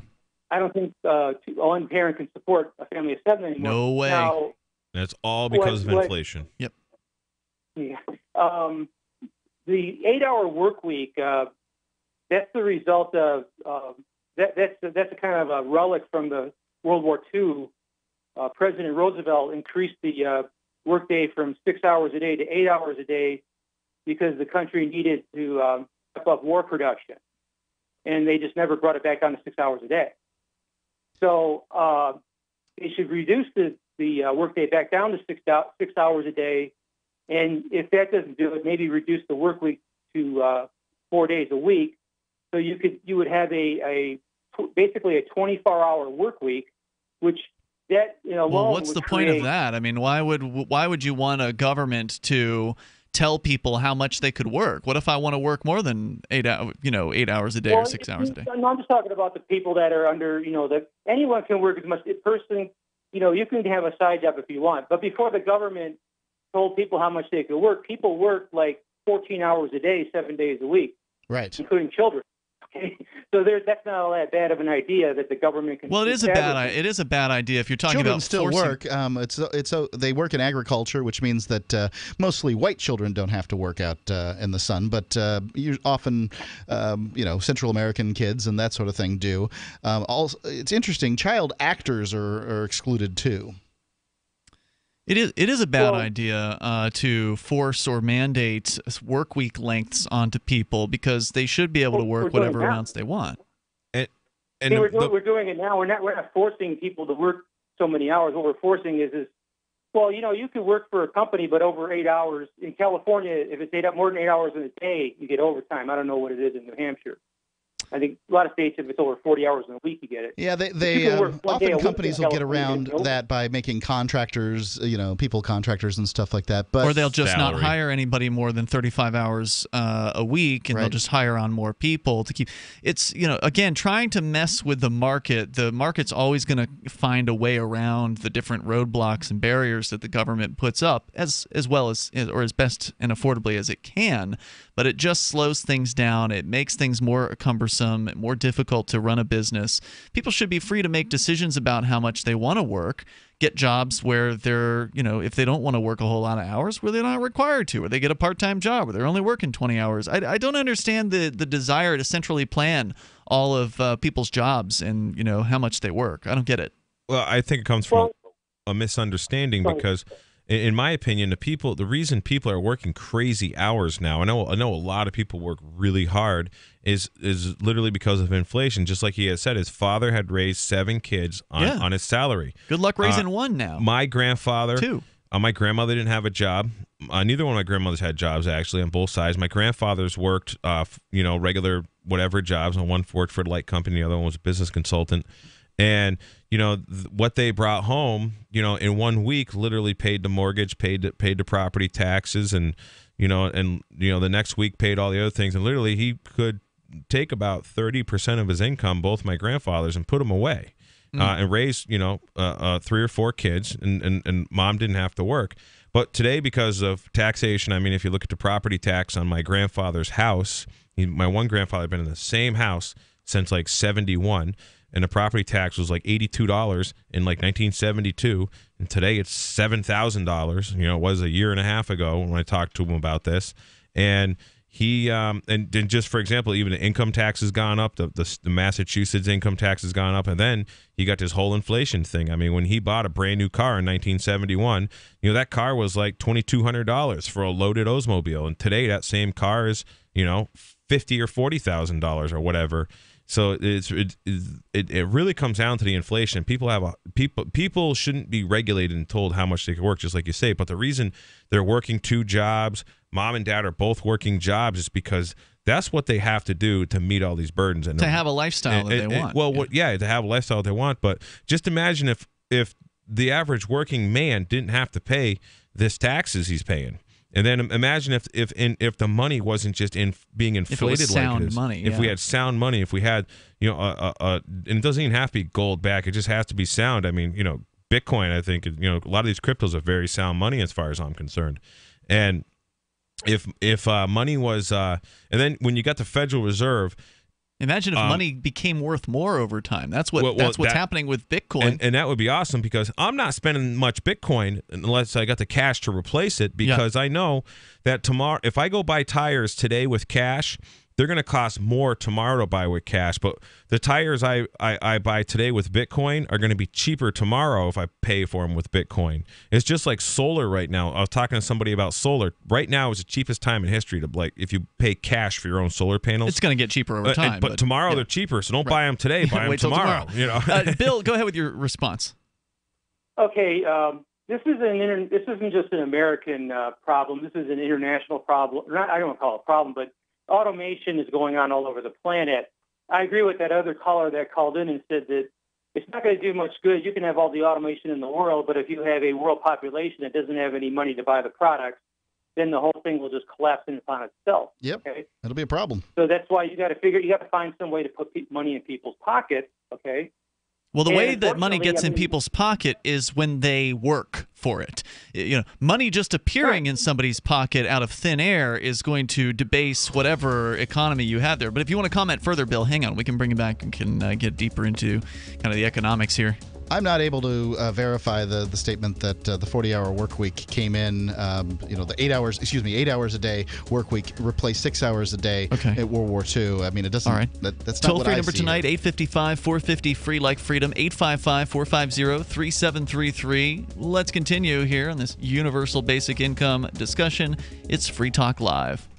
If you're an unincorporated business owner, it's too late for you. That is, if you've already been sued and lost your home, your car, and your personal life savings. But if you haven't been sued yet, there is still time to incorporate and protect your personal assets. And the first step is just a phone call away, because Incorporate.com is now giving away a free incorporation toolkit to all business owners, including exclusive information on how to start and grow your business. For your free incorporation toolkit, call now 1-800-940-9829. Incorporation is the shield that protects your personal assets. Without it, you could lose everything. That's why at Incorporate.com, they just make incorporating or forming an LLC quick and easy. They don't provide legal or financial advice. If someone sues tomorrow, will you lose everything? Don't wait until it's too late. Call now for your free incorporation toolkit. Hurry, they're still giving them away for free at 1-800-940-9829. Call 1-800-940-9829. That's 1-800-940-9829. If you're 85 or younger, would you like peace of mind and comfort for your family? We're Final Expense Direct with an urgent message for you. The average funeral today costs over $8,000, but the most you'll get from government benefits is $255. How will your family pay the difference?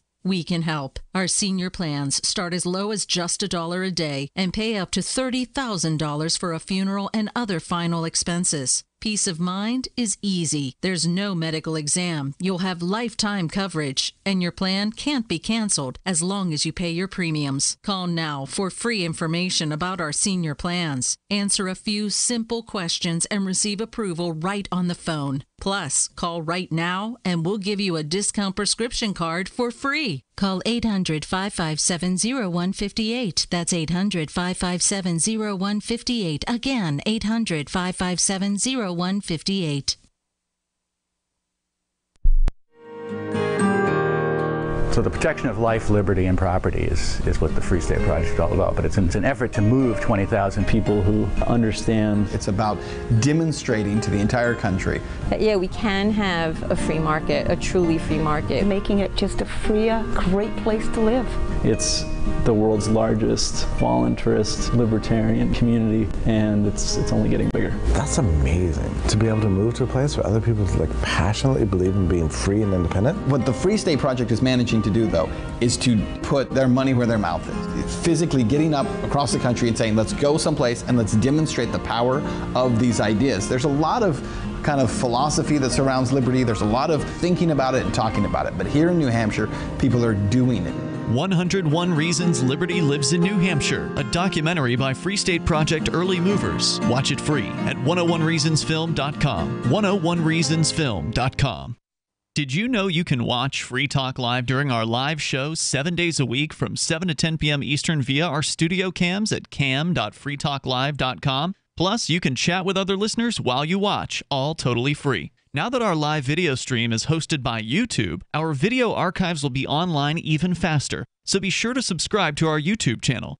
Listen, watch, and chat all free at cam.freetalklive.com. That's cam.freetalklive.com. This Your Family Today tip is brought to you by Boost Kid Essentials Nutritionally Complete Drink, providing your picky eater with essential nutrition and great taste in one drink. Visit us at kidessentials.com. To make sure your kids eat healthy, follow the 5-a-day plan. Serve 3 servings of vegetables and 2 servings of fruit daily. Remember, a serving could just mean a piece of fruit or a half cup of veggies. If your kids are picky eaters, ask a nutritionist about other sources. For more tips like these, visit us at parenthood.com/yourfamilytoday. If you enjoy LRN.FM, please contribute to your favorite shows via their websites and become an amplifier at amp.lrn.fm. That's amp.lrn.fm.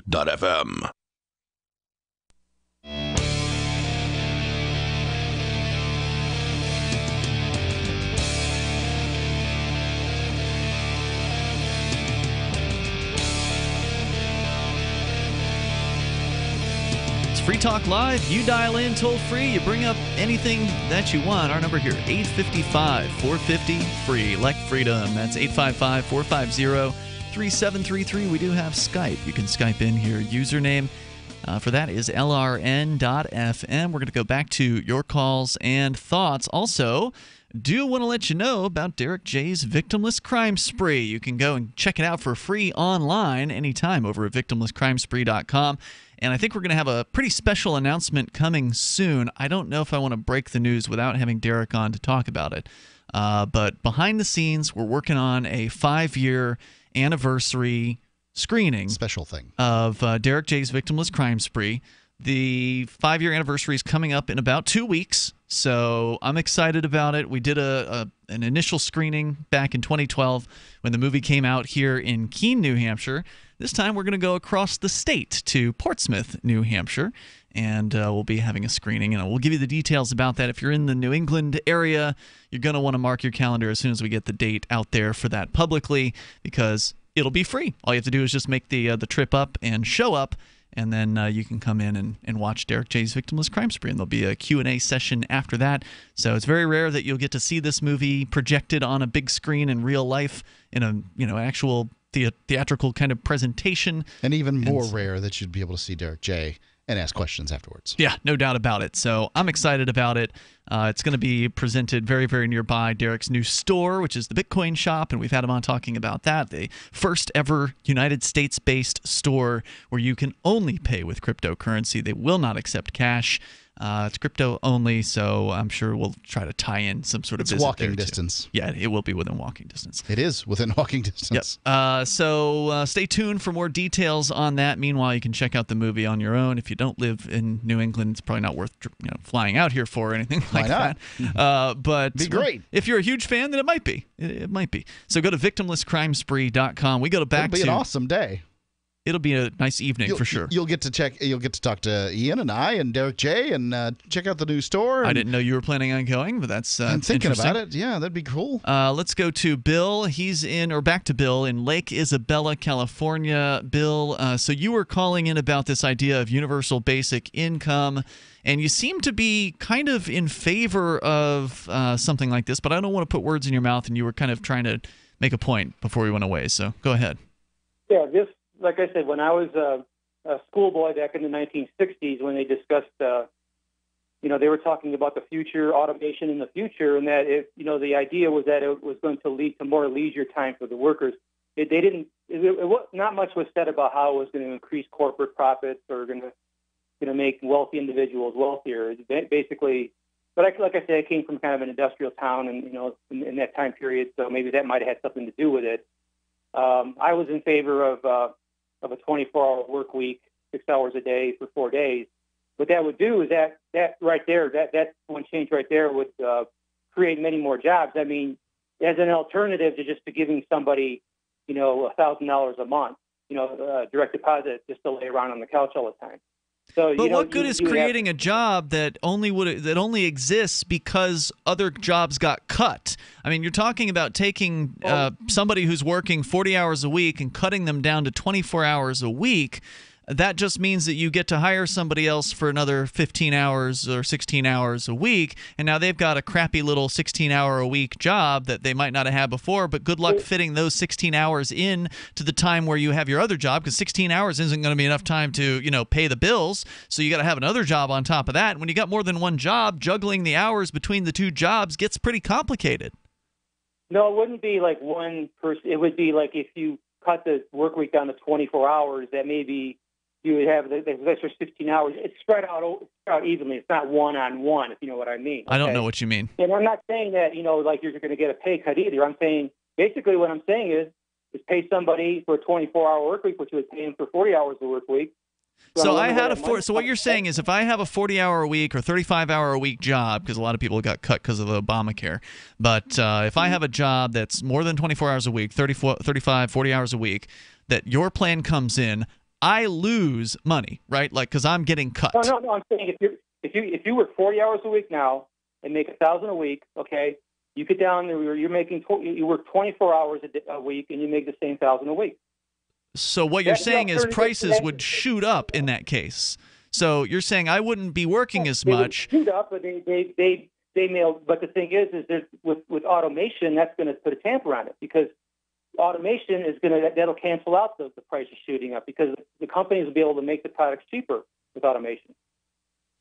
This sounds like really bad economics. Well, yeah, it is bad economics. The problem is that people want labor to continue to increase in value, and the fact is labor is decreasing in value. Mm-hmm. We're more productive than we've ever been.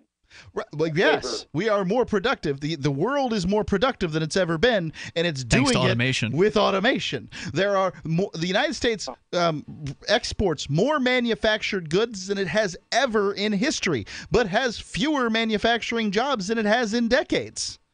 And the reason is because robots are making stuff, and annoying people that are late for work and don't show up and get sick and all the problems that people bring, well, they're just not there anymore. Robots make perfect welds every single time. They don't break. They don't do heroin. You don't have to x-ray them. They don't show up hungover. I hire people a lot on and off, and I hire people that aren't worth $5 an hour, and I got to pay them like 10 and 12. And sometimes it's like, man, I just would have got it done quicker if I didn't hire that guy. But when I was out in Colorado, I hurt my hand. I hired a couple of guys. I paid them $15 an hour, and they all did a fabulous job. And I I tipped them because they did so good. They were worth more than $15 an hour, to me, and they did a really good job. But the problem is as soon as you get government involved, more bureaucrats, more costs, more tax, more regulation. And the problem is, one point you might be missing is right now at the 40-hour work week, the average American family on a 40-hour work week is literally underemployed. They're not making enough money. Not the average, but many folks on their full-time 40-hour job are just not making enough money. So I got a friend, he works 45 hours a week, and he's delivering pizzas for Domino's on Fridays and Saturday nights. And well, Domino's should just double his pay, which is what Bill's basically proposing here. Right. Just double the pay of everybody and cut their hours down. He works at a Dunkin' Donuts during the week, his regular job. And then he goes and works for Domino's, and he works like 60 hours a week to, feed his kids, pay his rent, pay taxes. I said to him the other day, I go, hey, if you didn't have to pay any taxes, would you have to work a second job? He's like, oh, I could just only work the second job if I didn't have to pay taxes, is pretty much what he said to me. Sure. So that's the problem. Well, taxes have gone up in the last several decades, too. That's a big part of it. I know that President Reagan, my check stubs went up when he raised Social Security taxes and then introduced a separate Medicare tax, which astronomically it made my Medicare Social Security more than my federal taxes was. Medicare existed under Reagan? Reagan did that, yeah. So it sounds like you're feeling a little burdened by the taxes. So maybe you agree with us that taxes are also part of the problem. Oh, I certainly do. I never said they weren't. Okay, so we'll agree on that. But the problem is when you're demanding that these businesses pay their employees more for working less, you're going to force them to do that, right? That's the plan here. The government's going to force people. Anyone has a right to work anywhere they want to. Okay, but the thing is to compete, these companies will pay more money because they'll lose their workers. That's what happened to Ford back in the 100 years ago. He was losing his workers. So you're saying that you believe that companies should do this on their own volition, that they shouldn't be forced to do it? Henry Ford did it. Henry Ford doubled everybody's pay. They told him he was crazy. Okay. They made him the richest man If in you the can world. convince people to do it on a voluntary basis, then I say good luck. And I'm not in favor of using the government to do it, but it doesn't sound like that's what you're calling for. So that's good. Sometimes it works and sometimes it doesn't. I mean, you can't just be a complete skinflint on everything. Okay. Oh, right, absolutely. No, you got to pay for good labor. You got to pay for people that know what they're doing, and it's I help. was a home builder, and I paid guys, and you had to pay a guy what he was worth because if I try to get by him cheap, it cost me more money in the long run. Yeah, there's no doubt about that. But that's something that business owners need to learn on their own through trial and error, not through the government coming down and forcing it on them. It sounds like we agree on at least that much. Bill, thanks for the call tonight. I appreciate it.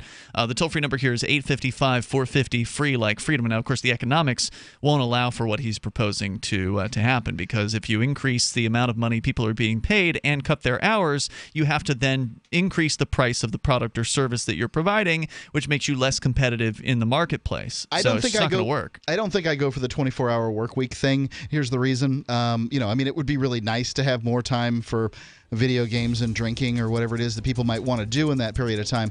But you won't have more time because you're going to have to get another job.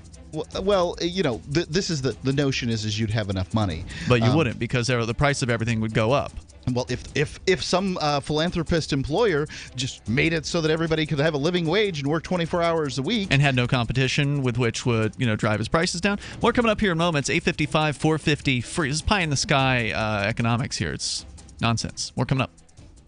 Have you wanted to get into Bitcoin mining but don't want to deal with the hassle and frustration of operating the mining hardware? Let pool.bitcoin.com handle it for you like I did. Just visit pool.bitcoin.com and use their calculator to estimate what you could end up making. You get to decide which Bitcoin you want to mine. If you already have mining equipment, you're invited to join pool.bitcoin.com. Get all the details and get started mining Bitcoin at pool.bitcoin.com.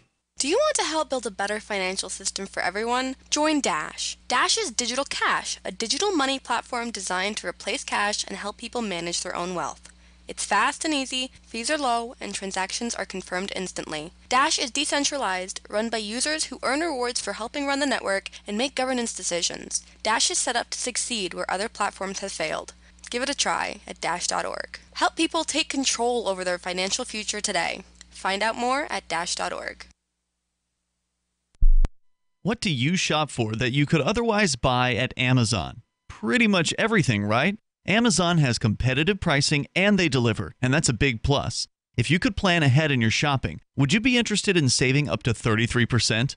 There's a catch. You have to do your shopping in Bitcoin. But imagine those savings. It's like a huge raise. All you have to do is go to saveitpurse.com. We've saved thousands, and you can too. Plan ahead and save. SaveItPurse.com. For years, LRN.FM has had a listen line that you can call and listen to LRN.FM anytime. Now we're taking the idea to a new level with the LRN.FM audio on-demand line. You can call 641-793-9660 anytime and listen to LRN.FM's live feed, and you can listen to a bunch of our original shows on demand. Long-distance fees may apply. Just dial 641-793-9660 and choose from the menu 641-793-9660. You're listening to the live edition of Free Talk Live. Hour number 3 is next after the news here on the Liberty Radio Network at LRN.FM. From Keene in the Shire, the Liberty Media capital of the world, this is Daryl W. Perry, host of FPP Radio News for Wednesday, August 30th, 2017. Silver is trading at $17.35 per ounce. Gold is valued at $1,308 per ounce. Bitcoin is trading at 4.1 cents, and the average price of Bitcoin is $4,553. Antiwar.com reports at least 16 civilians, including a number of women and children, were killed and many others wounded Monday in western Afghanistan when NATO warplanes carried out a flurry of airstrikes in the Zirko district of the Herat province, aiming to hit a Taliban base. The raid started with strikes on the Taliban base, but quickly got out of hand when survivors of that strike started fleeing in all directions, and the NATO planes responded by bombing civilian homes in the same neighborhood, assuming the Taliban had taken refuge there. Provincial officials say a number of Taliban fighters were killed in the strike, 16 to 18 depending on the source, but all seem to agree that the attack also resulted in substantial numbers of civilian deaths. Though the Defense Ministry had initially credited the Afghan Air Force with the strike, they later admitted it was a NATO operation. NATO, for its part, has been unusually silent on the operation, having made no statement confirming or denying the incident, nor their requisite claim that they'd heard reports of civilian deaths and intend to investigate. In 2115 New England, there are no borders, no states, and no regulations, yet never has a more peaceful and prosperous place existed. Faced with the prospect of waning power, Mr. Drake intends to replace the anarchy of New England with a government. Anarchy in New England by Joe Jarvis is available from Amazon.com and all major bookstores. UPI reports mobile ride-hailing service Uber said Tuesday it would stop one of its most controversial practices, tracking the location of riders for 5 minutes after their trip. The company told The Hill its new updates would allow users to share their location data with Uber only when they actively are using the app. Uber faced backlash from customers and privacy advocates last year when it announced its decision to collect the data even after a ride has ended. At the time, Uber said they used the data to improve pickups, drop-offs, customer service, and to enhance safety. Users could opt out of the data collection practices, but had to manually select the option through the app's settings. Uber spokeswoman Melanie Ensign told the Los Angeles Times that though the app asked all users for permission to collect the data, it only did so for Android devices, not iPhones or mobile devices using other operating software. For over 40 years, Roberts & Roberts Brokerage has been a trusted source for buying and selling precious metals. Gold, silver, platinum, and palladium. They don't feed the banks. They're Bitcoin preferred and have removed the minimum purchase amount for all orders paid in the digital currency. Call Roberts & Roberts Brokerage today for knowledgeable advice on buying and selling precious metals and a forward-thinking approach to new technologies. 800-874-9760 or visit online at rrbi.co.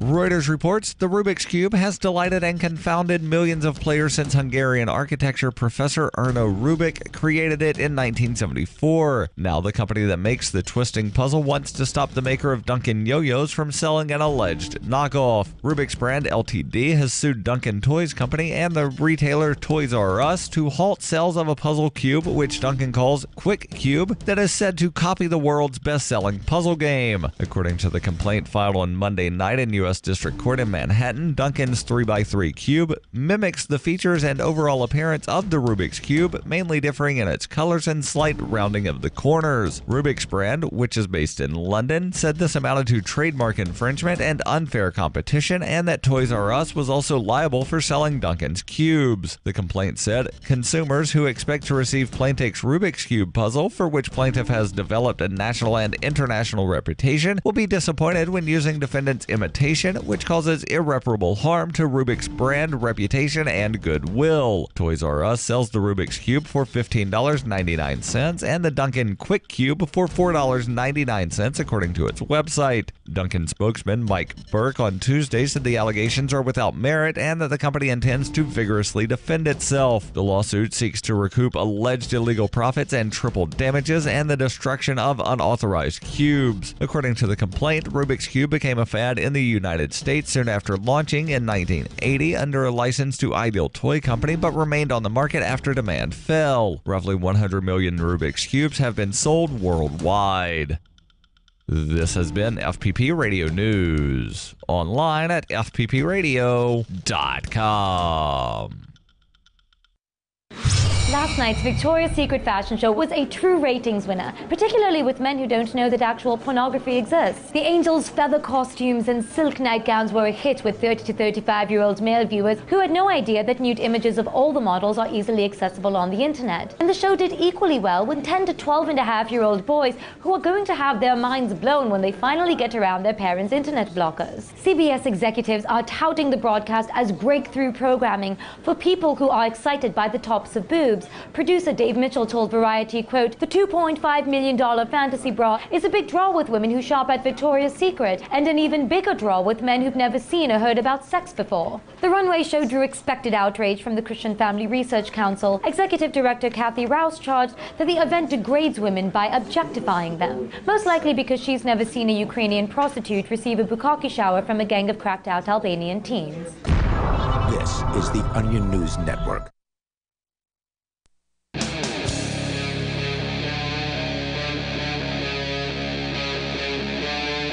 Free Talk Live.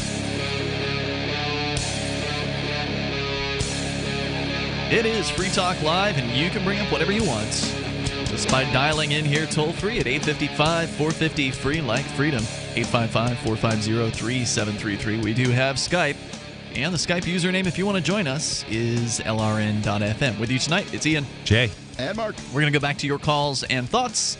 You can take control of the airwaves here. This is Free Talk Live. Coming up, we can talk more about MDMA and the amazing results that it's been having on people with PTSD. So amazing that even the FDA had to acknowledge that it was true. We'll tell you more about that on the way. Also, more on the universal basic income. But let's go to your phone calls and thoughts first. Dan in Texas. Dan, you're on Free Talk Live with Ian, Jay, and Mark. Hello? Dan in Texas. Dan going once? Do we have Dan in Texas? Dan going twice. There may be some sort of technical difficulty behind the board over in our network studio, so we'll see what's going on with Dan. We'll check back. Maybe it was in a bad cell or something. Let's go in the meantime to Pennsylvania, where Ricky is on the line on Skype. That would be the Commonwealth of Pennsylvania there, Brother Ian. Good evening. Hello, what's on your mind tonight, Ricky? Oh, shame to yourself there, Brother Mark and Brother Jay. Well, I was actually thinking, I was sitting here and I heard what Mark was saying and the future, and I do agree with him, you know, as far as the way the future is going. But there's only one problem with that. Number one, I'm not going to get into it, but I'm totally against the basic pay idea. Now, continuing on with that, got a question for you there, Mark. Yeah. Okay, I do agree with you, but and it will be a while. But there's only one problem. Do you really think the Federalists are going to allow that? And I guess what you're saying is... Hold on. You're saying a lot of things that I don't really understand. You're saying that you agree with Mark that it'll be a while. What will be a while? Well, before we are able to get to the point where we could actually live in a society where Federalists would consider it acceptable that we actually were equals. You got to have superiors. And I'd also take it that Mark also believes at this time the Confederacy will win. I'm lost here, Mark. Can you make out what? That before we even you're jumping way ahead of where I'm at in this conversation, Ricky. I think you're assuming a premise that I haven't quite got to yet. So lay it out for me. Well, I mean, boy, that was a mistake. Based on what I was saying the other night, this is going to hit. What is going to hit? The Civil War. Let's drop the pronouns out of this conversation. Who's the war going to be between? The haves and the have-nots? Between? Well, I thought I already covered that. The Federalists. You believe in a race war, right? Yeah. And thank you for, by the way, when Ralph the jackass heard me say the word Civil War, had no clue about what I said a year ago. Thank you for remembering. Well, he's both an you idiot. and he believe that there's going to be a race war. Okay, so go ahead. You believe there's going to be a race war. What now? Well, I mean, this is all about secession. Secession, independence. This is what they fear. Why would secession start a race war? I see where he's coming from with this. They want to stop it. People getting too strong. They're trying People are getting too spiritually strong. They're getting too enlightened. The abilities that Who people is they? have to start to become aware of. Huh? Who wants to stop that? He said. Federalists. The same. I told you this was an inside job. Okay, Jay, you wanted to jump in with something? Basically, what I think he's getting to, and I'm not sure if this is what he is, but what I'm thinking is, well, definitely if you just look at what the media is portraying and all this stuff, the whole idea of secession, like the South seceding was what the Revolutionary War was about. It wasn't about slavery. It was about the southern states didn't want to be part of this union, and the union's like, no. Actually, part of the reason was slavery. That's another story. Maybe so, but even after definitely so.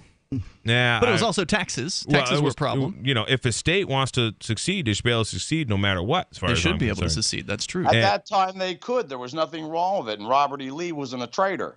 Well, How could he be? Obviously, they couldn't. Well, they couldn't. Based That's on why the war Lincoln that went to war. Could. Yeah, Ian's right. So, anyways, if you make secession look like it's a racist thing. And then up here we're in New Hampshire, we got, NH exit and things we're working on. We want to, remove our, try to be independent from the federal government and not be a part of it and, dissolve our ties with it here in New Hampshire. And then, you're a bunch of racists because that's what the other racists Chris do. Cantwell. Yeah, really. All right, Ricky, what are you trying to say here? Well, that was my comment. I was thinking about what Mark was saying, and I'm looking at what's going on right now. I hope we can get to that. That's honestly you hope we can get why to what? I'm doing what I'm doing. Pronoun. I want that. You hope we can get to what? Exactly what Mark's talking about, a society where we can be at least, for the most part, a utopian society. Is that what you were talking about, Mark? No. Okay, that's what I thought. Thanks for the call, Ricky. Something's going on in your head, and it ain't happening on the air.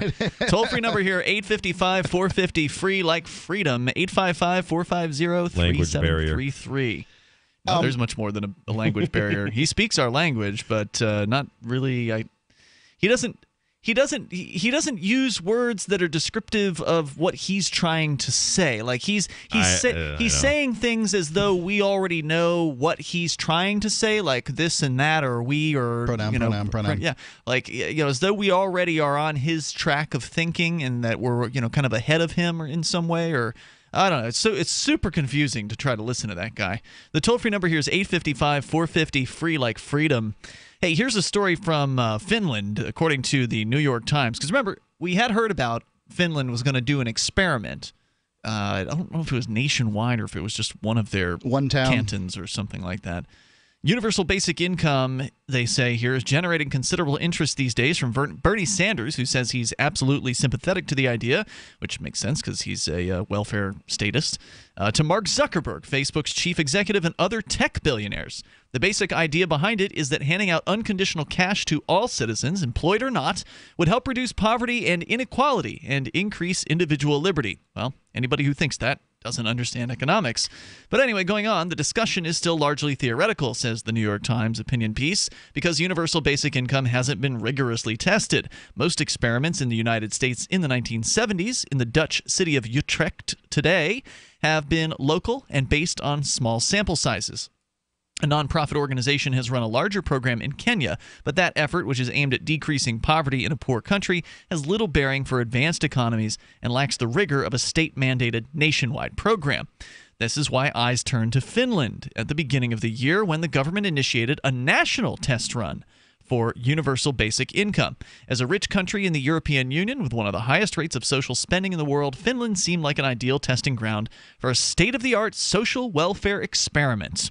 In reality, the Finnish trial was poorly designed and is little more than a publicity stunt.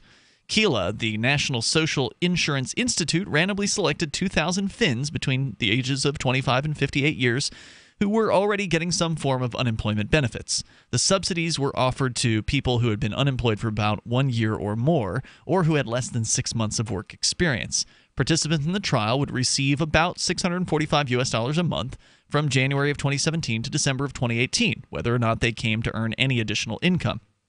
The trial size was cut to 1/5 of what had originally been proposed and is now too small to be scientifically viable. Instead of giving free money to everyone, the experiment is handing out, in effect, a form of unconditional unemployment benefits. In other words, there's nothing universal about this version of universal basic income.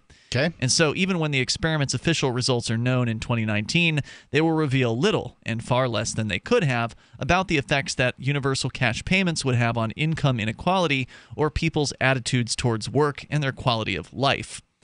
Well, it would seem to me that the attitude towards work, if you're getting a handout, would be that you'd be less interested in doing it. I think that some people will be less interested in doing it, but the idea of this handout is that it's not supposed to be, anything to, live a great life on. It's just supposed to be the very basics, the minimum it would take to survive. And then if you want to live better, you would work to live better. Some people will just opt to survive, but most people would want to do better. Whereas with welfare, you're given money based on your need, and if you do better, then you start getting less money, so it incentivizes people to do poorly. Let's talk a little more about this universal basic income experiment. 855-450 free like freedom. 855-450-3733. Join us. Free Talk Live. Don't do what I did and run out. If it's working, don't quit. Why would you stop? Why undo all the good that's been accomplished? You've got to feed them right for life. Dynavite is nutrition. If I ever took Roy off of Dynavite... No. When I get to about 3/4... When I get down to the bottom of my box of Dynavite, oh no, I've got a couple more scoops. It's time to place my order. Dynavite.com. DINOVITE.com. 859-428-1000. Order a 90-day supply of Dynavite for your dog this week. We'll send you a bottle of NomoFlea free. NomoFlea flea spray kills fleas safely with no poison. Because it's a polypeptide protein molecule made from vegetable oil. Try NomoFlea. Free this week at Dynavite.com. Just feed your dog right. Use Dynavite. Dynavite for life. 859-428-1000. 859-428-1000. DINOVITE.com. Does the current world crisis in North Korea or our domestic crisis right here in America concern you? Well, I know it concerns me. My friends over at Legacy Food Storage have solutions in the event there's the inevitable. What's the inevitable? Civil unrest, a run on your local grocery store. And here's my question to you. If this happens, how do you feed your children? How do you feed your grandchildren? Legacy Food Storage has the solutions. In fact, they can help you implement a simple plan to take care of your needs in the event of the inevitable. By calling them right now, I have authorized them to give you a special 20% discount at checkout by simply using GCN. Call 888-543-7345 or visit them at legacyfoodstorage.com. That's 888-543-7345 or visiting them at legacyfoodstorage.com. Make sure you use GCN at checkout for an incredible 20% discount. Don't be a victim. Take control of your life now. If you're looking for work, there's a piece of paper more important than your resume. It's the cover letter attached if you're snail mailing, or the email to which you attach your resume. Make it 4 short paragraphs. Paragraph 1, say that you're applying for work. The person you're sending to gets a ton of mail about all sorts of things. If you have a password, that's your first sentence. Tom Nelson tells me you and I should meet. Paragraph 2, what you do and how that relates to the opening. Be as specific as possible. Paragraph 3, why you want this particular job. I'm originally from Boston, so I know the market well. I have family and friends in the area, so this would be a homecoming for me. Paragraph 4, unless the job posting stipulates no calls, and I will call you to follow up. Thank you in advance for your time. From survivalspeech.com, I'm Holland Cook. The 3 most important things you can do for Free Talk Live are: 1, share 1 episode a week on Facebook or in some other social networking site. 2, buy the things you buy online through shop.freetalklive.com. 3, give $5 a month to the AMP program. You likely buy all kinds of things online. Amazon is the largest online retailer. You can get what you need at the same prices with free Super Saver shipping by going to shop.freetalklive.com. Please do your online shopping at shop.freetalklive.com. Looking for a great real estate investment? Consider New Hampshire, which is ground zero for the Liberty Movement. Your first call should be to Mark Worden from Porcupine Real Estate. He's more than just a real estate agent. He's your New Hampshire concierge. Where are the best places to live? Do you want farm, city, the burbs, or forest? Do you want a duplex or multifamily building so that renters pay your mortgage? There are homes in all price ranges in New Hampshire, and Mark can help with financing too. Invest in liberty and property. Mark Worden can help. PorcupineRealEstate.com. You can put the Liberty Radio Network on the air in your area. Visit broadcast.lrn.fm to learn how. Broadcast.lrn.fm.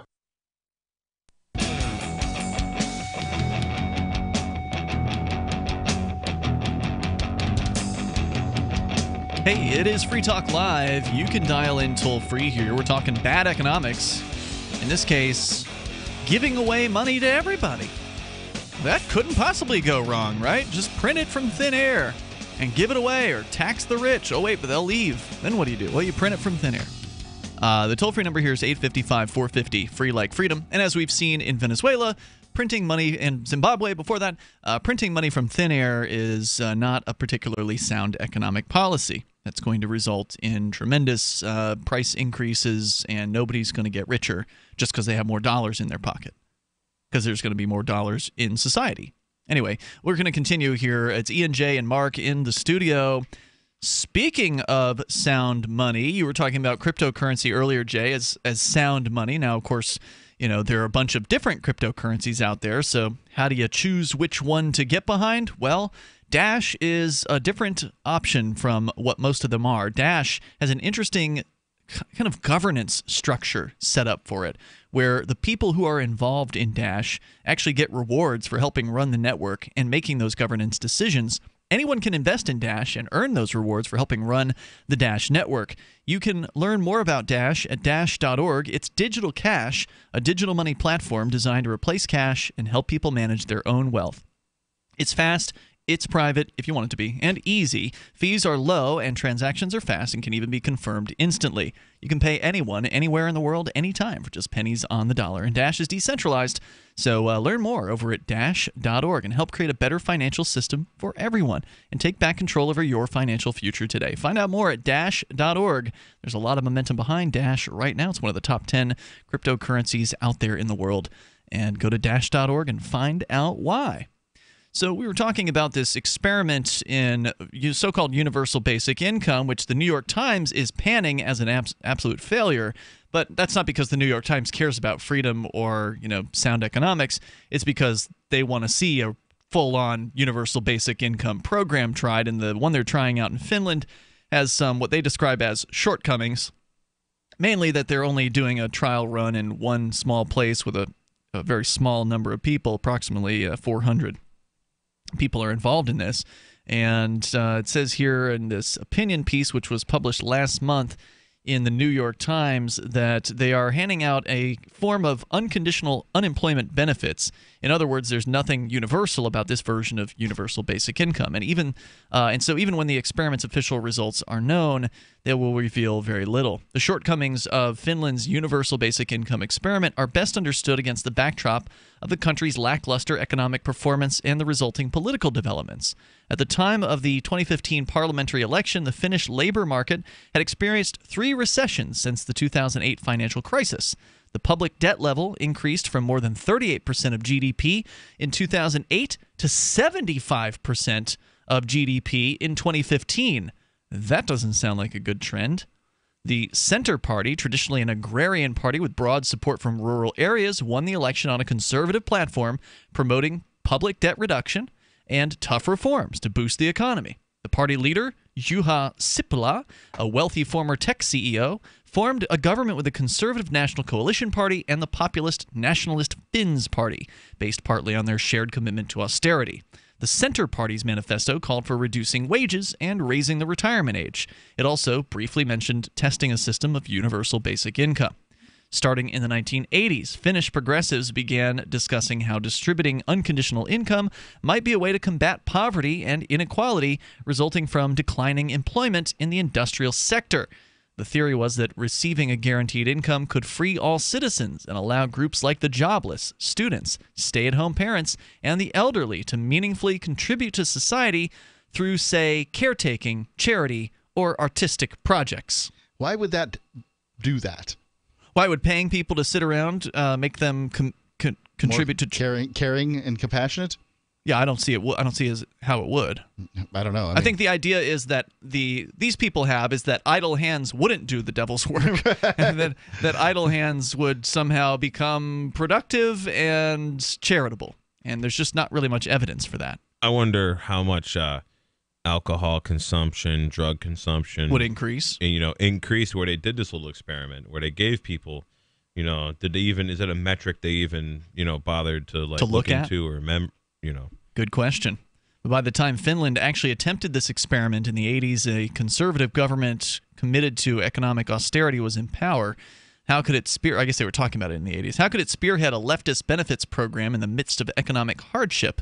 Well, it didn't. The government has made no secret of the fact that its universal basic income experiment isn't about liberating the poor or fighting inequality. Instead, the trial's primary goal is, quote, promoting employment, unquote. The government explained in a 2016 document proposing the project to Parliament, meaning the project was always meant to incentivize people to accept low-paying and low-productivity jobs. So, again, these people at the New York Times, they love the idea of universal basic income. They want to see it implemented nationwide. They want to see it, happen in a big way, and they want it to disincentivize work. They're saying here that the idea of incentivize, and I don't know how this would incentivize work. I think that's poppycock too. But the New York Times authors here want to disincentivize work in the hopes that that's somehow going to benefit society. And that's just crazy. Yeah, I think that people believe that when people don't have as much pressure from having to go to work, and America has fewer vacation days than a lot of countries and that sort of thing, than most countries, at least in the Western world. And that the idea is that people will focus on family and do those sorts of things. I tend not to believe that. I am of the opinion that idle hands do the devil's work, but I don't think the universal basic income is a good solution anyway. Even if that was your goal, I think universal basic income is a terrible solution to that problem. According to a report recently, at the same time the government has been testing this universal basic income, it has been tightening the requirements for receiving unemployment, disability, and child care benefits. Yet, according to a recent report by the Organization for Economic Cooperation and Development, replacing existing social support with a stingy or even modest universal basic income, as in Finland, may actually increase poverty rather than alleviate it. An article in The Economist last month quoted Olli Kangas, who helped design the Finnish program and coordinates it for Kela, complaining about the politicians' lack of follow-through with the trial. He compared them to, quote, small boys with toy cars who become bored and move on, unquote. And I think that's an interesting point that, are you really going to rely on politicians to show you compassion? Are you going to rely on politicians to, take care of you and somehow, do the best thing in your best interest? It's ridiculous. Doesn't make much sense. It's a ridiculous plan that whatever some politician comes up with is somehow not going to benefit him or benefit his friends or punish his enemies. Because ultimately that's what politicians do, is they wield their power for their own, purposes. Going on here, a second expanded experiment was supposed to start in early 2018, but there are signs like silence that the government may renege on that plan. The Universal Basic Income program in Finland is being whittled down before it even properly begins. So what can we learn from all of this so far, says the New York Times? How not to conduct a trial of this kind. Universal basic income can only succeed if the effort is sustained and widespread and not available only to the unemployed. The program should not be intended to force people into low-paying jobs. And that, again, presumes that this could possibly succeed. It seems to me the only thing universal basic income is going to succeed at is inflating the money supply and encouraging poverty and, uselessness. They should try it out in Hawaii. More coming up. It's Free Talk Live. Hunters, anglers, campers, and survivalists. Get back to nature. Expand your horizons with the highest quality, most versatile, unique slingshots and sling bows on the market at slingbow.com. Sling bow products are compact and models start from just $17.98. They're perfect for your bug-out bag or storing in your vehicle. Give yourself and your loved ones the excitement and tradition of sling bow. A new frontier in archery and truly modern twist on this primitive survival tool. Feel the thrill only at slingbow.com. You want to save money in a place that gives you growth, control, and certainty without stock market risk or tax risk, and you want guarantees and you want it all tax-free. That's a tall order. But you can get all of that with properly designed participating whole life insurance. Most people think life insurance pays after you're dead. That's true. But you can have tax-free access to use your life insurance while you're alive. Get the free book to find out how. Call 702-660-7000. Free Talk Live. And I use the downsizeDC.org system for responding to my Congress critters and talking to the thieves and liars and despots in Washington, D.C. And in these letters, they outline the issue for me. Then they flush it down the toilet. And it's so demeaning. Yeah. They just don't care what I think. I can tell them, he'll pretend like he cares if he's trying to get elected. They only care what you think if you're giving them a check with, 5 digits on it. Then you might be able to get them to do something. Yeah. But that's just one senator among the 535 disgusting, dishonorable thieves. What's a guy to do? These lobbying groups, they run Washington. Washington has been taken over. It does not belong to the American people. It doesn't do anything for the American people. It is a bad, bad place. Free Talk Live, 7 nights a week from 7 to 10 Eastern, live on the Liberty Radio Network at LRN.FM. Are you tired of governments around the world killing innocent people? Stop using their money. There is an alternative. Bitcoin is a stateless, free market, non-political currency. Bitcoin is money that cannot be inflated or controlled by any state. By continuing to use their money, you're perpetuating the killing. Stop doing it. You have an incredible alternative available to you now. Learn it, use it, spread it. Get started with Bitcoin at Bitcoin.com. It's Bitcoin.com. If you want to know the latest about Free Talk Live before we go on the air, all you need to decide is how you want it delivered. It's your choice. Visit news.freetalklive.com. You can get emailed announcements and participate in contests via our email updates list. Plus, we have a Twitter account that you can follow and a Facebook page where you can become a fan. So visit news.freetalklive.com to get news about Free Talk Live as soon as it's announced and the way you want it delivered at news.freetalklive.com. That's news.freetalklive.com. Is spreading the message of liberty, cryptocurrency, and peace around the globe worth $2 per month to you? As you may already know, in addition to our internet feed, LRN.FM broadcasts on free-to-air satellite across North and Central America, as well as Sub-Saharan Africa. And we've been available on satellite for free 24/7 since 2010. The LRN.FM free-to-air satellite signal is reaching some of the most oppressive regimes in the world, and there's no doubt our ideas are making an impact. You can learn more about the channel's impact by watching the 3-minute video at fund.lrn.fm. If you'd like to help free minds globally with our ideas of liberty, cryptocurrency, and peace, you can donate as little as $2 per month via fund.lrn.fm.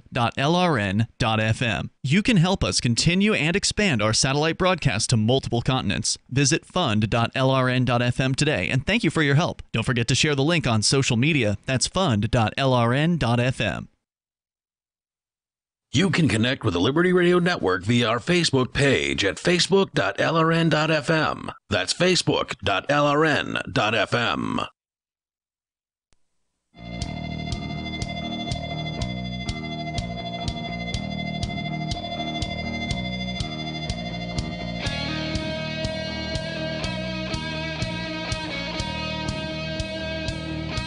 It's Free Talk Live, and you can bring up whatever you want. Take control of the airwaves here at 855-450, free like freedom. That's 855-450-3733, and we do have Skype. So Skype on in here at username LRN.FM. With you in the studio tonight, you've got Ian. Jay. And Mark. Of course, you can bring up anything. That's the point here. We're going to get right back into your phone calls and thoughts, and then hopefully we'll get to finish up the story about the FDA and MDMA. FDA coming out and saying that MDMA is a breakthrough therapy when it comes to helping people with PTSD. Some very interesting testing that has been done. Very small studies, but nonetheless, the numbers are quite persuasive. We'll tell you a little bit more about that as we continue, though. It's Sarah in New Mexico. You're on Free Talk Live. Hello, Sarah. Yes, I just want to say that the bus ridership is going to increase every time we had the gas prices rise here in Albuquerque. That's what happens. So is there actually some kind of study that shows that? Oh, yeah, it has been done before, over and over again. Every time the gas price goes up, there's bus ridership. They've been talking about this on the radio for how much? I mean, how much, if the gas price goes up a certain amount, what is the relationship? How much do you see the bus ridership go up? Well, I don't really know what the real actual percentage is. It depends on how much the gas goes up. That's what I was asking. With this Harvey, I don't know the exact, because that's the question each individual would have to ask themselves: is what would it take?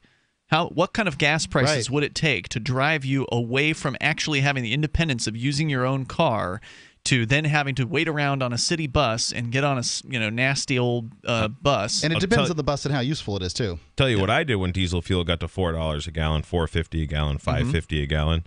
I started using waste vegetable oil, used motor oil, used transmission fluid, and I hauled hay, hauled horses, drove all over the place. Well, most people don't have diesel, so that's not an option for them. And in foreign Europe, most people have diesel. But yeah, I mean, that's what I did. But there are a lot of people, they get smaller cars, they get more efficient cars. I watched when gas got high. When gas got high, Honda Civics doubled in value. Toyota Camrys doubled in value. No kidding. Oh yeah, because even used. Oh, absolutely. Yes, used. Those are the ones. Those are the ones used. And Jay doesn't talk about new cars. No, I would never buy a new car. Me neither. That's not a thing to do. But it's not a smart thing to do. At least I can remember. What was it in 2005 or whatever after Katrina?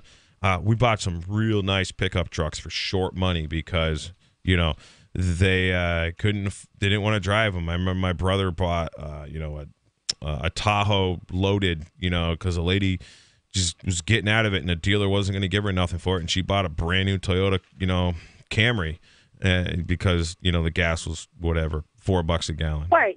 Even your the cars you drive, that happens all because of the gas prices. Oh yes, like what you're telling me. And so it depends on like you said, it depends on how much the individual decides to say, you're right, I'll wait around the bus and do this instead of putting my money in the gas. But I was told that Houston was putting out 15 million of gallon of gasoline. What is it per month? They were shipping out going through Houston. I don't know, but it was like up in the millions of gallons. Yeah, of course. And now they can't because Houston's flooded. Yeah, it should affect the southeastern United States. So prices are going up. Yeah, that's a good point. Hey, Sarah, thanks for the call tonight. Appreciate it. Toll-free number here, 855-450, free like freedom. So earlier in the show, actually at the very beginning of the show, we were talking about the very interesting studies being done by the MAPS group, Multidisciplinary Association for Psychedelic Studies.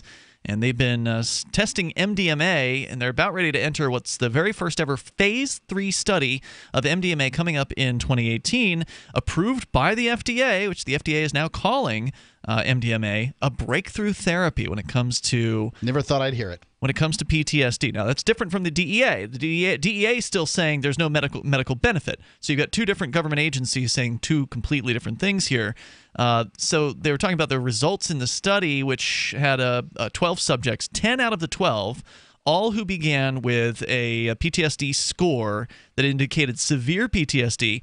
10 out of 12 no longer qualified for the diagnosis after they took MDMA in conjunction with psychotherapy. So you would have, they say no longer qualified. They don't want to use the term cured. But that, by, I think, the standards of laymen, that would sounds be like a cure to me. Yeah, a cure. Now, that doesn't mean that they're completely cured, but they no longer qualify for the severely depressed. Was it? They no longer qualify for severe diagnosis of PTSD. By comparison, 25% of the subjects who received placebos saw improvements of more than 30%. 7 of the 8 subjects in the control group subsequently chose to take MDMA, and all of them showed a clinical response.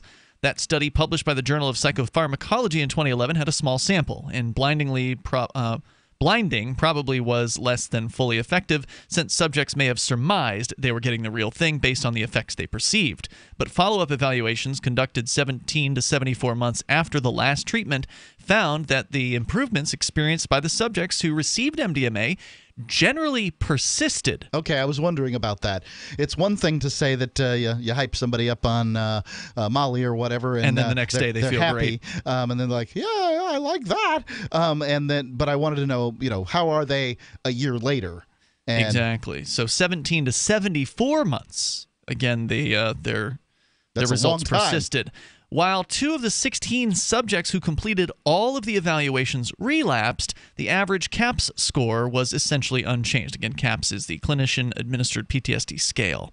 A subsequent MAPS-sponsored study involved 21 Iraq and Afghanistan veterans, plus 3 firefighters and 1 police officer.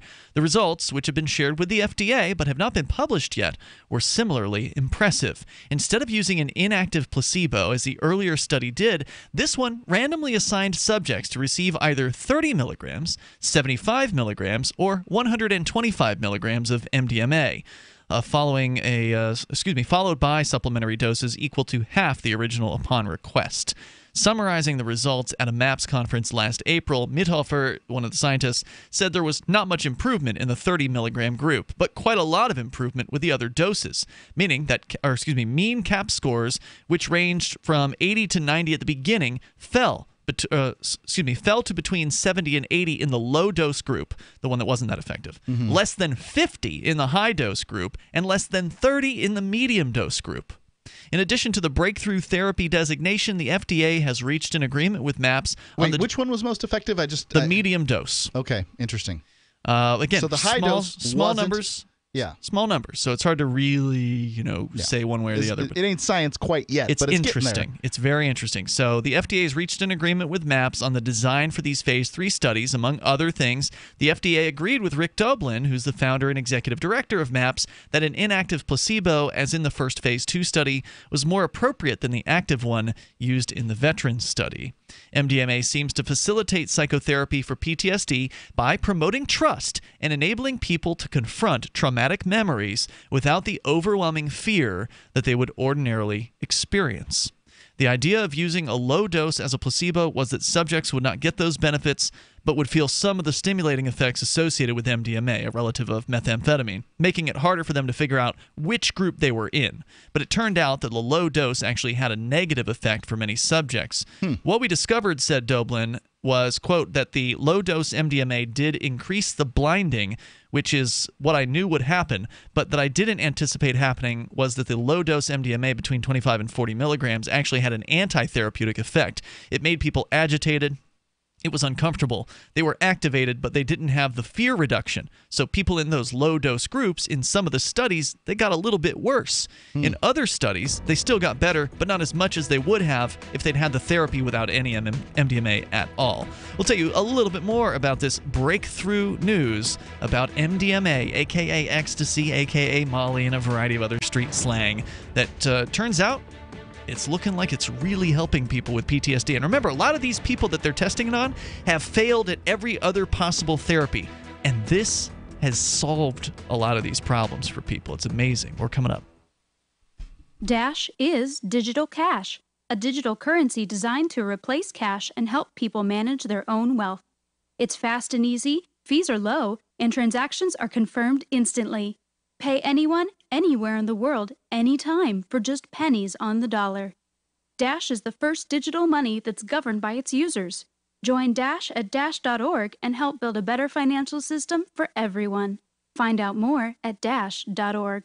I've discovered the next big thing on the internet. Symbi.com is a symbiotic economy with its own currency where people trade services virtually and locally. Forget the old economy. This is your economy. Symbi.com is slick to use and is backed by the same people that helped launch Reddit and Airbnb. I'm not kidding when I say this is the next big thing. Trust me. Go get an account at Symbi.com. Take a look around and post your services. Symbi, Simbi.com. Join me, George Norrie, in Joshua Tree, California, May 19th through the 22nd for the Contact in the Desert UFO Conference, a weekend of in-depth exploration into ancient aliens, human origins, crop circles, UFO sightings, and new evidence of ongoing contact. The conference will feature panels, lectures, films, workshops, and field work with leading experts including me, Dr. Stephen Greer, Giorgio Tsoukalos, David Wilcock, Corey Good, Graham Hancock, Linda Moulton Howe, Jim Mars, Michael Tellinger, Eric Von Daniken, Doc Wallach, and many, many more of the biggest names in ufology. Joshua Tree Retreat Center offers the perfect place for sightings through the clear desert sky. Last year, hundreds saw several real craft up there, as we reported on Coast to Coast. Tickets to Contact in the Desert are available at contactinthedesert.com.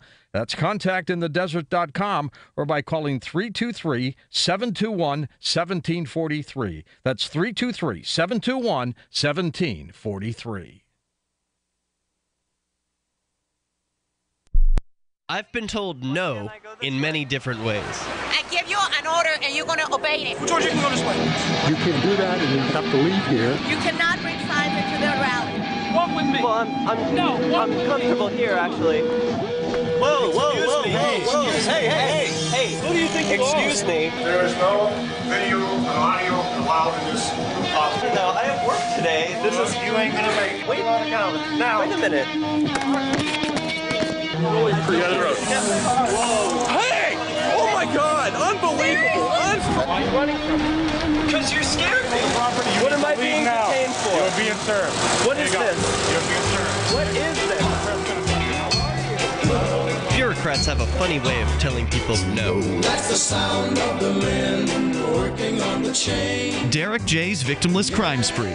Watch it for free and order the Director's Cut DVD at victimlesscrimespree.com. Here's a chance to do a little activism while you're cruising Facebook, Twitter, or Google+. Between the LOL cats, the recipes, the hot girls, and the inspirational sunrise memes, Free Talk Live's posts pass by your newsfeed. Like them, comment. It gives us more exposure. If you don't see our posts, click like at facebook.freetalklive.com and then hover over it to click Get Notifications. It's an easy way to spread the ideas of liberty a bit further. I know you're busy, but you can spare that 1/10 of a calorie it takes to click on something. facebook.freetalklive.com.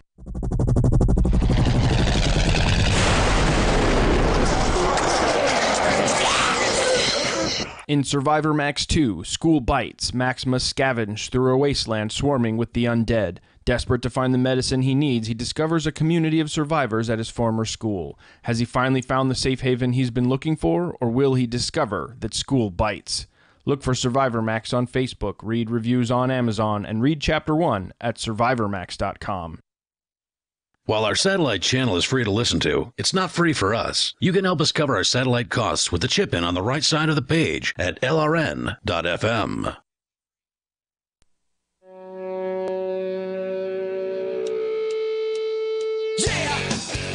It's Free Talk Live. You can dial in and join us right here, toll-free.